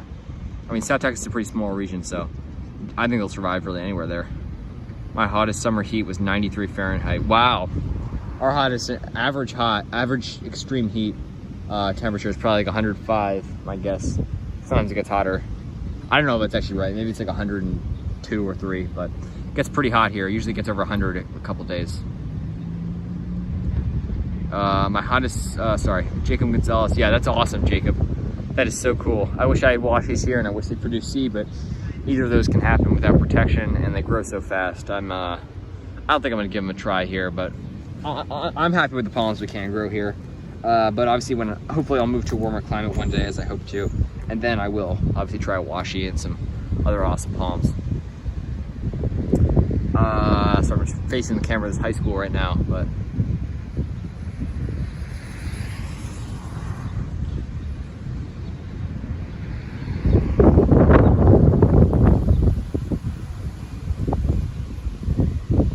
Yeah, the humidity is gonna help the growth. Maybe will.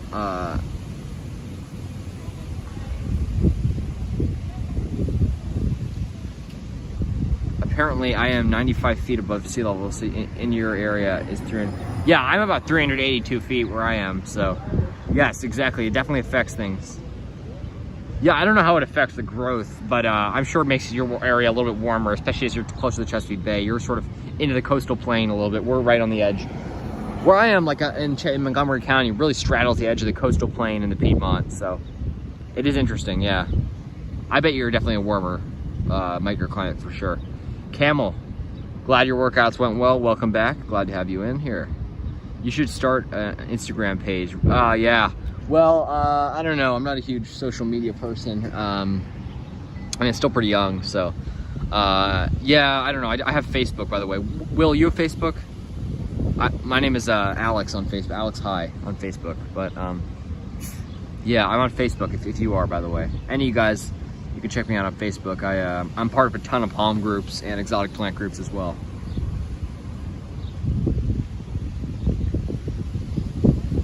Yeah, you're on Instagram, right, Camel? Yeah. Is Joe on Instagram?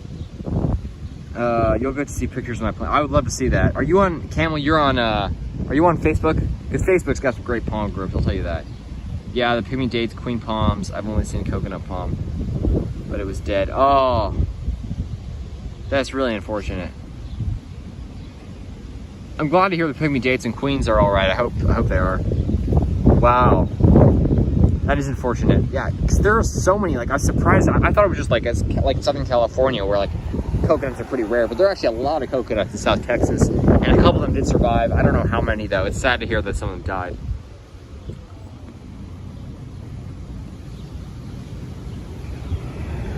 I think I added you a few days ago, but you haven't accepted yet. Are you on Instagram, Will? Joe Clementi. Yeah, Joe Clementi. Do you watch his videos, Will? Yeah, he's on Salt Spring Island, British Columbia. Yes. I see, Camel. Yeah, I'm on Facebook if you guys ever want to check me out. That's the only social media I have as of now. Turn this on. You guys see me all right? Here we are. Wow, it's really dark. Anyways, yeah, you guys can see. Anyways, yeah. Sorry, it's hard to see everything with the sunlight. I gotta go in the shade for a second.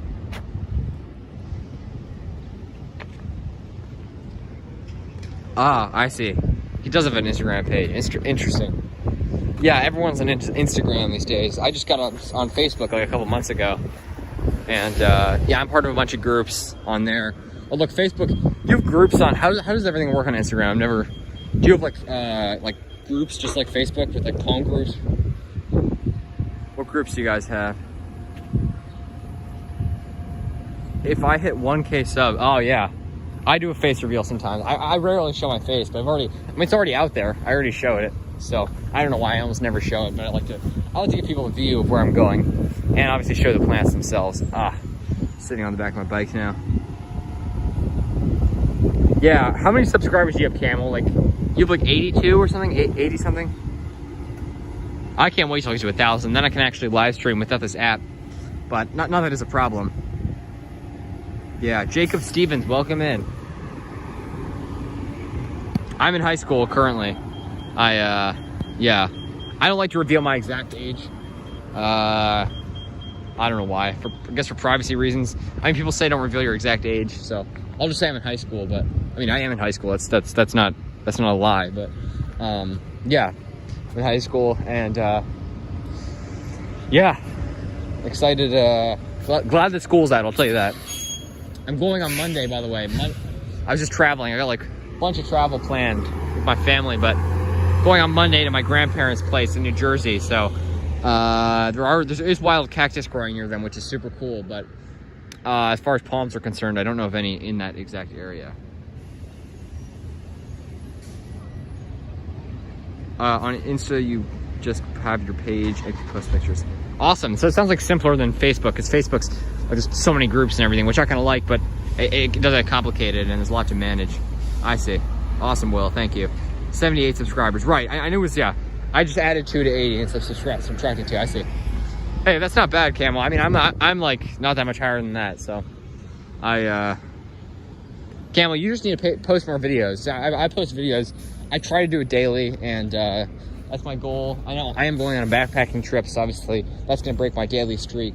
And I don't think I posted yesterday, but I try to post daily. Like the past couple weeks, I've been posting daily and stuff like that, videos. So I think that helps subscribers. Like if you post videos every day, then more people are going to be attracted to your videos, and more people are going to subscribe. So yeah, I don't know. I mean, obviously I don't have a ton of subscribers, but I hope to get to 1,000 maybe in a year or 2.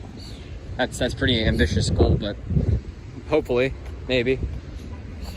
There was a maybe I'll get a video of it. There's an event I'm going to. There's a 4th of July event tonight, even though it's the 3rd of July, the night before.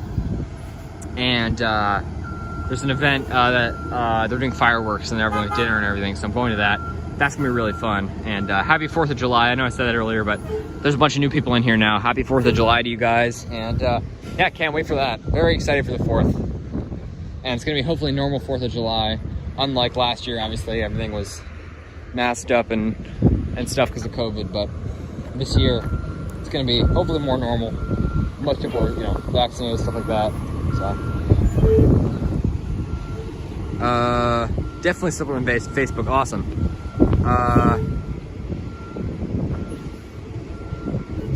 Where in DC are you? Jonathan Cabrera, welcome. I am just I'm not in DC actually. So currently, well, I live just north of DC in Montgomery County, Maryland.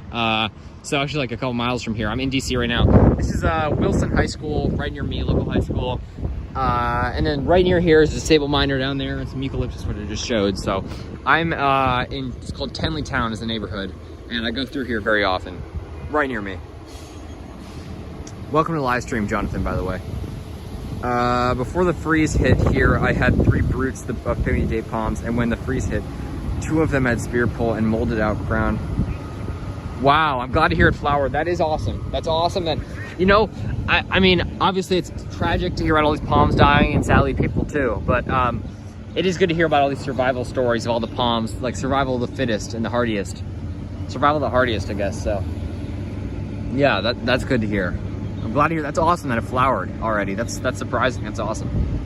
Yeah, pygmy dates are neat, but you see them planted here a lot in the summer, so wish they were long term, but obviously they're not.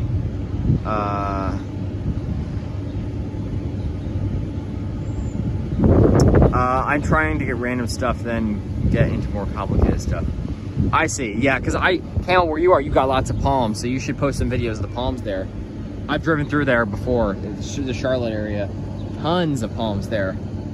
I remember there were like 2 factories that I drove by north of Charlotte, just from the side of the highway, because I'm always got my eyes glued to everywhere just looking for palms, and they just had both of them. Actually, there was a factory, and then there was also a hotel just right on the side of the highway north of Charlotte, just lined with like 15-foot windmills at least. They're just gorgeous.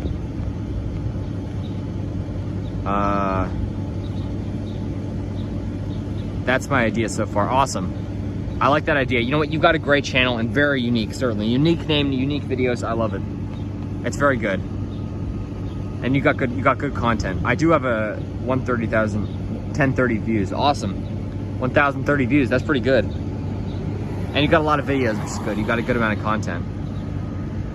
Yes, Will. I mean, I think they can take below freezing for like brief periods, but they're not all that hardy. They're obviously less hardy, I'm sure, than not I'm sure, they're definitely less hardy than Phoenix dactylifera and canariensis. So yeah, brief freezes.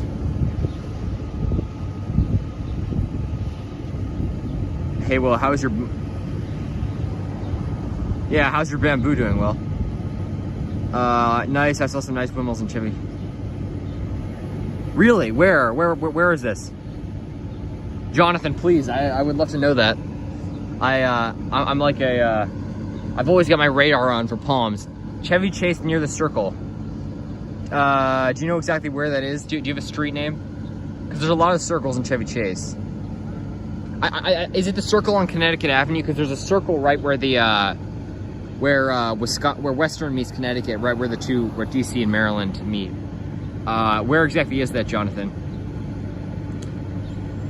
Yes, only the hardiest ones. And Jacob, they obviously if it's longer, obviously, you know, a brief freeze they can take probably with minimal damage to no damage, but obviously a deep freeze like you had will damage them and kill some of the. And that's a cool thing about trunking palms is they've got like if they've got like 4 trunks, they've got like 4 lives. So, you know, some of the trunks might die, but they'll come back. They'll either come back from the suckers or one of the trunks will make it. That's the cool thing about camera ops. They'll come back from the suckers. Same with lady palms. So there's an advantage to that. You know, Lofoten, Norway could probably support windmills. Really? Where is that? I've never heard of Lofoten. I know there's an area in Norway outside the port of, I think it's Stavanger. Is that the name of the city? Which does have windmills, which is super cool. Or, yeah, this is island off of Norway, which is part of Norway, which is, like, it's supposedly the northernmost palms in the world, is what I heard. Jonathan Cabrera, where are you, by the way? So you must be in the DC area if you were in Chevy Chase. That's awesome. I'm right near Chevy Chase.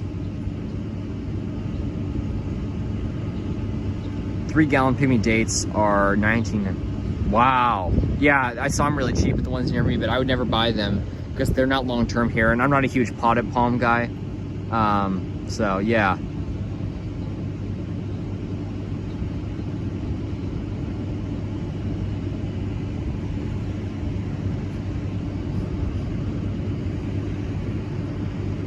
Three-gallon Pygmy date palms are 19. That's awesome. The one in the growing box is doing really good.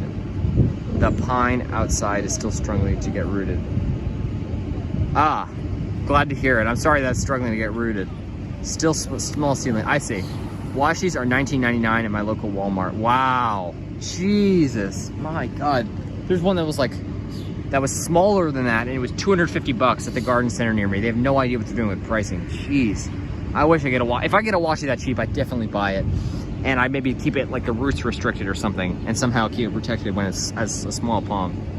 That's awesome, because washies are classic palms, even to protect, even though they will die eventually if they're not kept small. That's awesome, Jacob.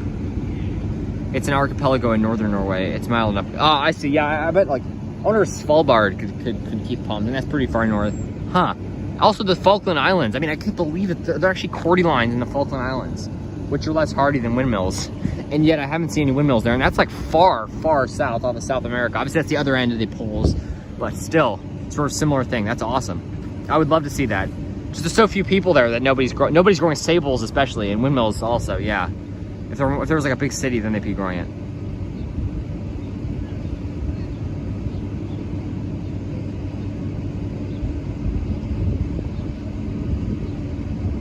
Yeah, exactly. The rhizomes, yeah. Also, some regions in Sweden are 8A. Yeah, there are palms in southern Sweden, I'll tell you that. Pretty mild regions. Really love to get... I think Copenhagen, Denmark's like 8A. There's huge trackies there. I can believe it. Beautiful. I think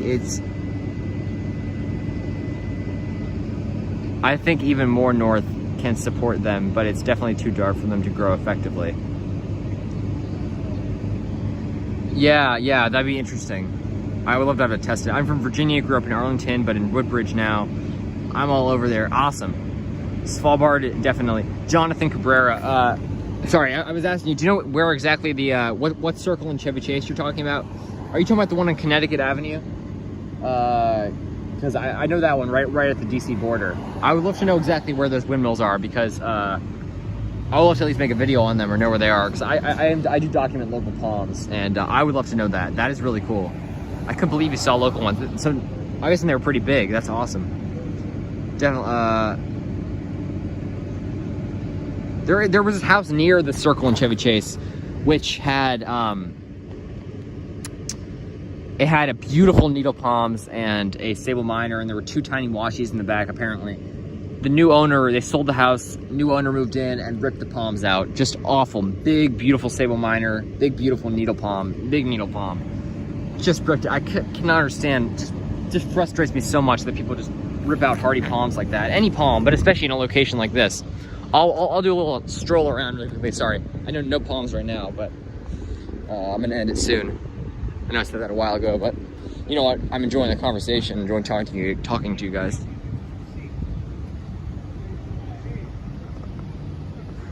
Yeah, Svalbard is very far north.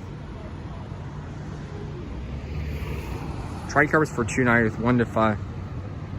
Wow. Which Lowe's is that? Is that the one in Colombia?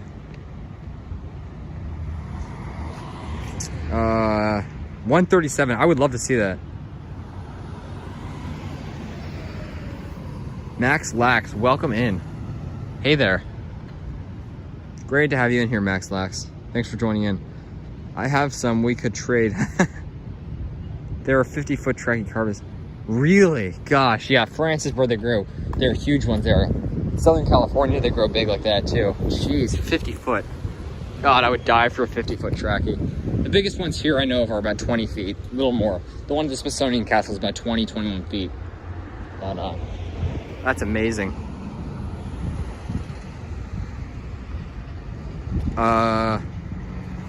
It was off Chevy Chase Circle, but where DC and Maryland meet on the DC, sorry, I'm looking at that comment.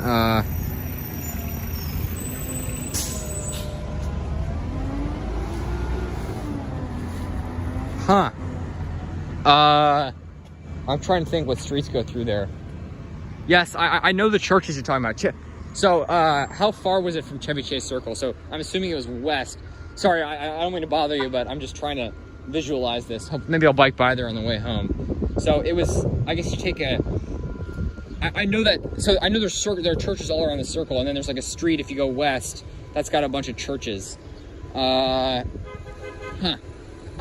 check that out. I'll have to check that out. I'm trying to think about what streets go through there. I don't know the names of them. How far from Chevy Chase Circle though? Like a block, 2 blocks?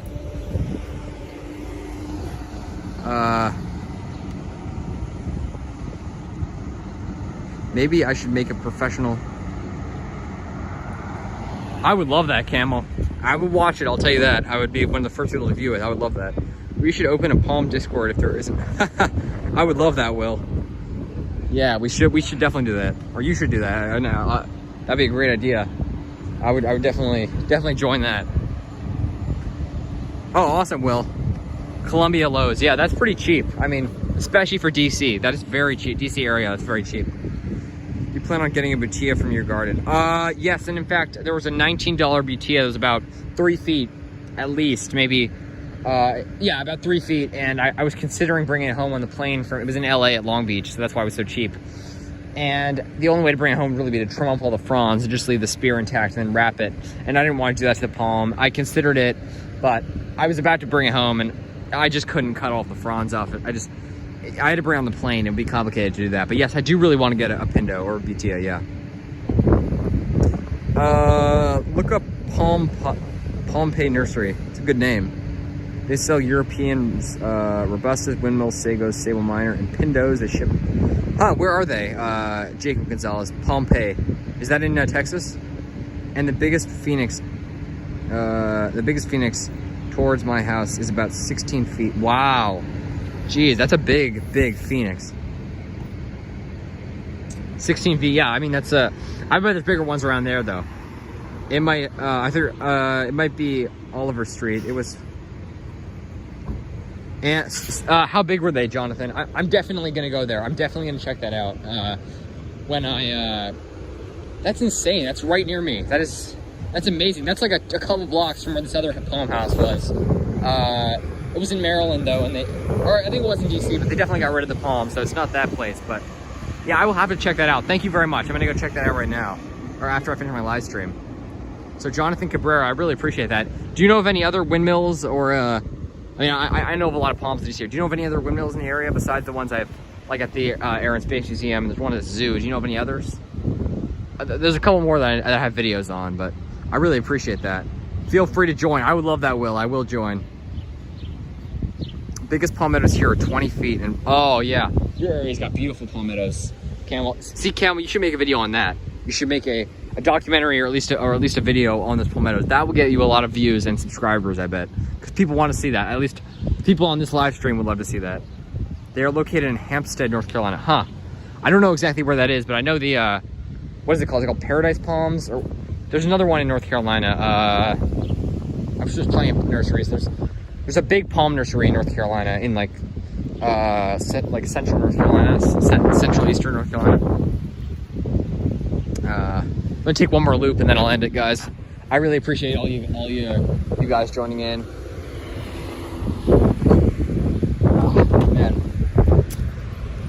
Yeah, I wonder if those windmills are ever protected right near me. Again, when you see a big windmill in the DC area, and there are quite a few, and there's another one that I know of that I want to check out that I haven't seen yet in person.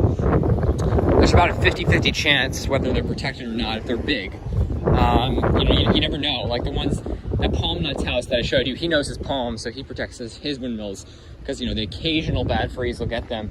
And he even protects his Birmingham, but he says that he just does that for safe measures and he doesn't actually need to, which is true. They are fully hardy here, but obviously they're so rare and prized, he wouldn't want to get damaged or die. And then, a lot of them aren't protected and just happen to make it. And a lot of them are protected and obviously make it. So I'd say if you see a windmill in the DC area, there's about a big one. I'd say actually maybe more like a 60-40 chance that it's protected or not. I think there's a better chance that it's unprotected because most of them probably aren't protecting people. Even the palm experts in the DC area, it's better just to say you can protect a windmill anywhere, but there's only certain places where you can't protect it. So I think it's partly just to say, oh, I know this is completely unprotected. I'd say there's a better chance that it's unprotected, but a lot of them are protected too, just to be safe. Is your lady palm doing all right? Thanks for asking, Max Lax. My lady palm is doing really well. My eucalyptus, some of them got a little damaged when I was away because I didn't water them for a while. But my lady palm doesn't have any damage that I know of. It's because it's in a shaded spot. It's retained a lot of moisture. It's funny, I've watered it once since I planted it, and it hadn't dried out or anything. It's done. The leaves are all still green as can be. It looks great. Yeah, I'm really pleased to see how it's done. So that's awesome. Yeah, lady palm is doing really well. In fact, thanks for mentioning it. I will make an update video on it soon because it's opened up a spear or two because it has multiple trunks. So I'll make a video on that soon. Thank you for reminding me. And is it hardy in your area? So no, it's not hardy in our area. But there was a video of one guy, or not a video, a picture this guy posted who has one in Occoquan, Virginia, which is basically the same zone as here. It's in the DC area, Northern Virginia. And so he has his he just mulched over the roots. He didn't protect it at all, and the main trunks died. But what happens is they come back from the suckers. So I expected sucker hardy here, but yeah, it's not fully hardy here at all. It's just they come back from the suckers. So I don't know if I'm probably gonna wrap my trunks, maybe see if they make it like with bubble wrap. It's so easy because they never really get bigger than like 15 feet, and that's like an ancient one. I mean, it takes like 100 years for them to get that big, so they're so easy to protect, which is awesome. Yeah, so I think I'll just bubble wrap it, do something simple. They're incredibly easy to wrap because they've got some of the easiest trunks to wrap, nice and thin. So yeah, I frequently go to places like Austin, San Antonio, Corpus Christi, and Houston, and all the cold hardy palms, robustas. Oh, really? A lot of them in Houston survived, but I know a lot of them died as well, sadly. Robustas, at least. Geez, on some of them in San Antonio, the robustas, I assume, all died. Or not all died, a lot of them died, but I know a lot of pretty much all the Phylifera survived. Terrible. Oh, it's just tragic, and they were all doing so well before. I've never protected my windmill yet. I planted it when it was just under a foot tall. That's awesome. I see, yeah. Mine, I've just been here through the past winter, and it's exactly the same with me. Never protected it yet, but look, it's better to say that you protected your windmill one winter to be safe than to say you never protected it and it died. That's my view. So of course I'm gonna protect it if I know it's gonna die otherwise. And the important thing is just keep looking at the weather. The weather correlates with palm growing very much, and look at the weather, keep it monitored, and yeah, that's just my view. You keep your eye on the weather, and they should do they should need protection in the average winter. It's just a bad winter they need protection in. So yeah, obviously I'm protecting mine if I need to, but yeah. Lady palm would survive here in a shelter spot. Oh yeah, exactly. Yeah, and by survive, you mean not even have the main trunks die, obviously. Yeah, they would do very well. Yeah, they're fully hard where you are, Camel. I mean, to be fair, Robusta is kind of invasive, so maybe all the Robusta are dying was for the better. I mean, yeah, it depends on where, yeah. I mean, in California, Southern California, I don't consider them invasive because they were once native there, so it's like a returning native. It's like bald cypress here. I mean, no one considers them invasive at all, even though they've naturalized in many places, but they are the returning natives, and they are actually native to Maryland, to like about an hour away. So they were once native to DC, so. But yeah, I mean, I guess in Texas, you know, you could say with a fair degree of evidence that Robusta are invasive. So yeah, but I mean, all the coconuts in South Texas and all the other palms dying, crazy exotics in Galveston, that I hate all that, and I hate hearing about any Robusta dying too. I will absolutely agree. I will protect it, but only when necessary. Absolutely, Trevor. That's exactly how I feel. So I'm thinking, I don't know when I'll protect it. I'm thinking maybe below 15 Fahrenheit, I'd protect it. Maybe below 20 to be safe. I mean, to be fair, if it was like 18 or 17, I would not protect it. It also depends on how long. If there are multiple days with like 16 or 17 in the forecast, then I might protect it for like an extended period of time, but only when necessary. So I'm thinking maybe below 15 Fahrenheit, which is very rare. Robustas and palmettos are considered a nuisance here and are frequently cut down. Wow. Palmettos even, wow. Because Sable mexicana is native near there, which is super awesome. I'm assuming that palmettos are much more rare than mexicana. Maybe I'm wrong. That's crazy. I didn't know palmettos would be considered that. I know they're not native there, but yeah. Robusta is a very quick grower, hence what? Yeah, exactly. And you know, it's so adaptable that it can grow in all sorts of wet, dry, drought-stricken, tropical, all sorts of locations. What do you think of Willemia nobilis?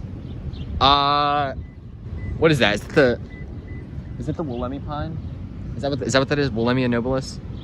Am I getting that right? I think it's a very cool species. That's what that actually is. But sorry, there's someone here. I think it's a super neat species, and I love it. But I don't know too much about it. It's not hardy here. I know that for a fact. Palmetto, I'm not too sure considering how slow they are. Yeah, exactly. I've never heard of them being invasive anywhere. No, Max Lax. Will asked me that earlier. So someone asked me that earlier. I do not have Instagram. Sorry, I have Facebook. If you're on Facebook, are you on Facebook? Yeah. Let me know if you're on Facebook, and then I can tell you my account and everything. Is Robusta the one with the thick trunk? No, Folifera is the one with the thick trunk, and it's hardier. But Robusta is the one with the thin trunk, and it's less hardy, but it's more wet tolerant. Slightly more, so that's the thing. I know there's some in Woodbridge. There's several houses off the Occoquan River have windmill. Really?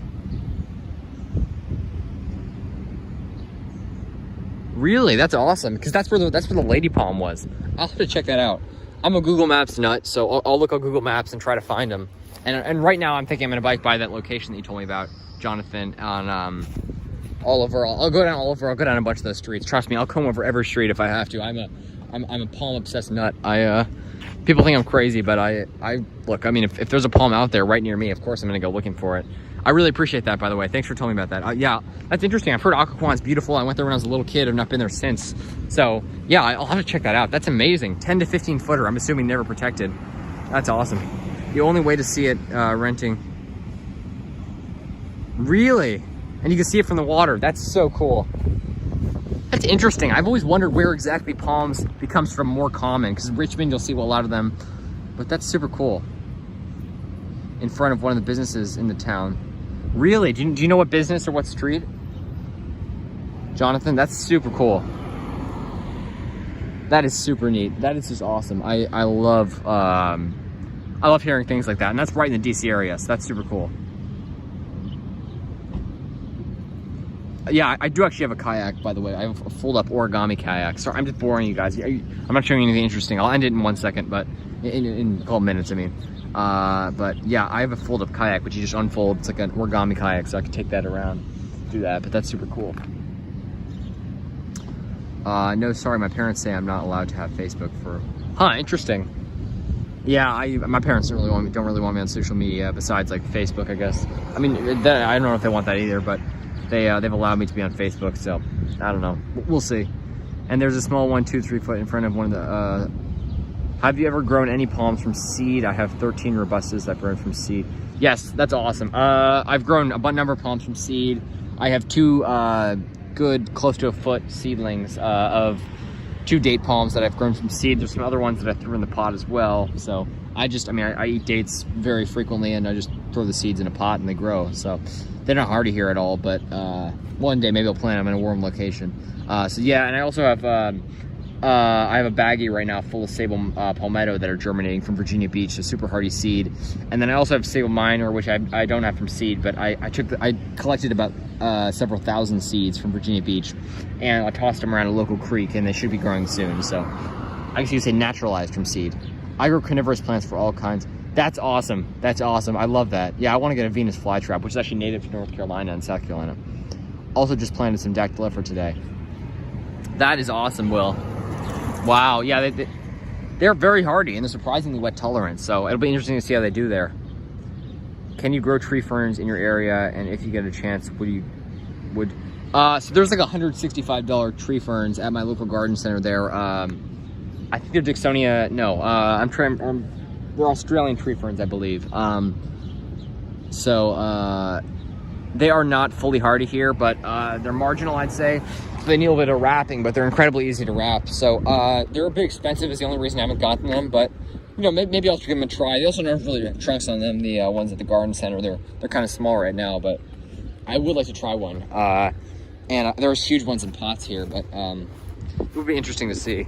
But yeah, I'll have to check out Occoquan, by the way. I appreciate you telling me about that. I will definitely be checking that out, and that's just so cool. Like, the DC area is like palms are becoming more and more common here. We're like right at the edge of hardy palm growing. And then you get to like the southern suburbs and you'll see more and more palms. I mean, I find them all the time just driving through the city. Random palms I never knew about. So 20% battery. Yeah, Dicksonia Antarctica, that's it. Yeah, Dicksonia Antarctica. Yeah, so they have this at my garden center, but I've never seen one in the ground here. Wow, invasive tree ferns in your area. Never heard about that. That's all. I bet there are a lot of tree ferns there, but anyways, guys, I'm gonna end it just in a couple seconds. Really appreciate all you guys joining in, and it was super fun. Got almost 2 hours. You know what? I think I'll go to like 2 hours since we got 5 people in here. If you guys want to keep talking, I think I'm gonna go to 2 hours. I know I'm just walking around boring you guys. I'll walk down here a little bit, give you guys a little change of scenery, but nothing. I showed you guys the palms, but yeah, I'm gonna head back and I'm gonna check out those windmills. Which, yeah, Jonathan Cabrera, I really appreciate you telling me about all those. And if you know of any others, let me know. Are you on Facebook, Jonathan? Or do you have a YouTube channel or anything like that? Ways to contact you? Because I would love to know more about those palms. But yeah, of course, I'll do another live stream soon, and you guys are, of course. We'll ever see you guys in there again. Maybe one tomorrow, or maybe the following weekend. Maybe while I'm in New Jersey, because I'm going to be there with my grandparents. Not a lot of palms there, sadly, but at least that I know of. There's actually, funny enough, there was, I say that, but yet, well, they do plant a lot of Christmas palms. For some reason, that's the palm of choice there. Here, it's like Majesties and Pygmy Dates that they plant in the summer. And there, it's Christmas palms. Everyone has Christmas palms in the yard. And I even saw some like 20, 30-foot washies that were planted on the side of the road. It was just insane. But there was this one home in Belmar. We were staying in Belmar, New Jersey, which is south of Asbury Park, which is like where my grandparents live. And there was this home that had a pindo in front. And it was big, so I assumed it had never been protected because we were staying there. When were we staying there? I believe it was in summer, and it looked kind of fried and brown, but it didn't quite look dead. So I don't know if it's still there or not, but it's crazy. It's just a pindo in this front yard of a home in Belmar, New Jersey, right along the waterfront. But probably a nice microclimate there. So it'd be interesting to see how well they'd actually do there.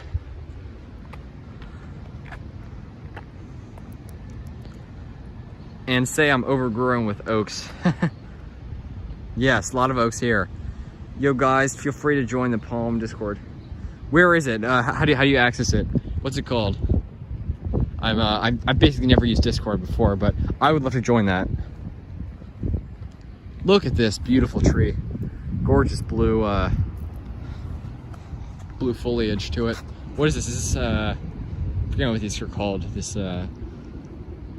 something spruce, I think. Yeah, what's the name of it, Will? Yes, this is a blue spruce. That's what it's called. I'm forgetting. It's like Picea. I don't know the epithet, but Picea something. Beautiful species. Look at this.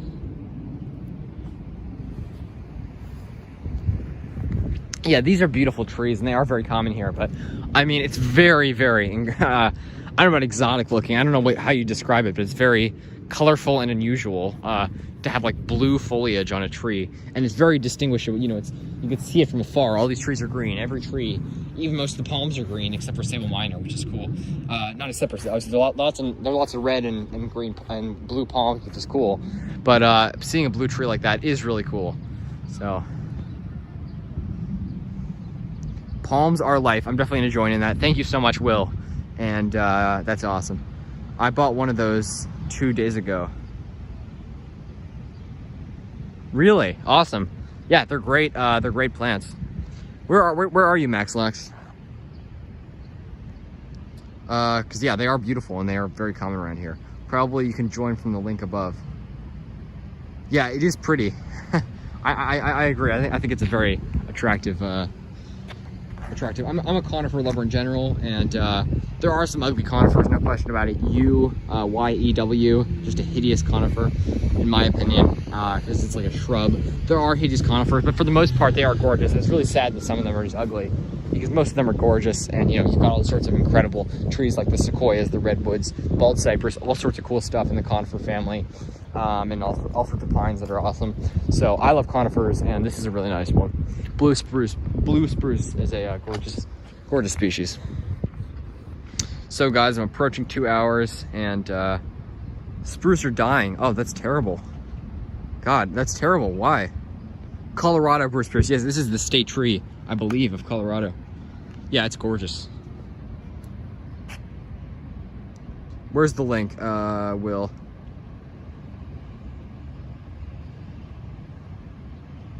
That's terrible, they're dying. Sorry to hear they're dying. Some bug. Ah, yeah, just like the hemlocks here. They're being killed by the adelgid. I live near Outer Banks. Oh, Max Lax, that's amazing. Outer Banks, geez, that is like heaven for me. There's like big Phoenix canariensis out there even. That's like the northernmost place you'll see big ones. Gosh, I'm jealous. Love the Outer Banks. I've never been there, to be fair. But starts in Virginia Beach, goes down to like southern North Carolina. Lots of palms there, tons. Palmetto Pindo, all sorts of stuff. Anyways, European yew. Huh, nice. Yeah, I don't know which species I have, but there are some ugly yews around here. The reason most of them are so ugly is that they get kind of beat up, and they always get dried out in the summer here. And people plant them poorly. They get really dry in the summer, and they get all brown. Like I've already had a bunch of them die. Not my parents planted. I didn't plant them, but anyways, yeah, thanks for joining in, guys. I'm gonna end it here. A little over 2 hours. Thank you. Really appreciate all you guys joining in. I'll do another live stream soon, and of course, I will let you guys know when I do. But gonna go check out some other palms and keep you guys updated. Heading to New Jersey on Monday, which is gonna be interesting. Then I got some more trips after that with my family, so I'll keep you guys updated. Take care. Have a good one. Thanks for joining in.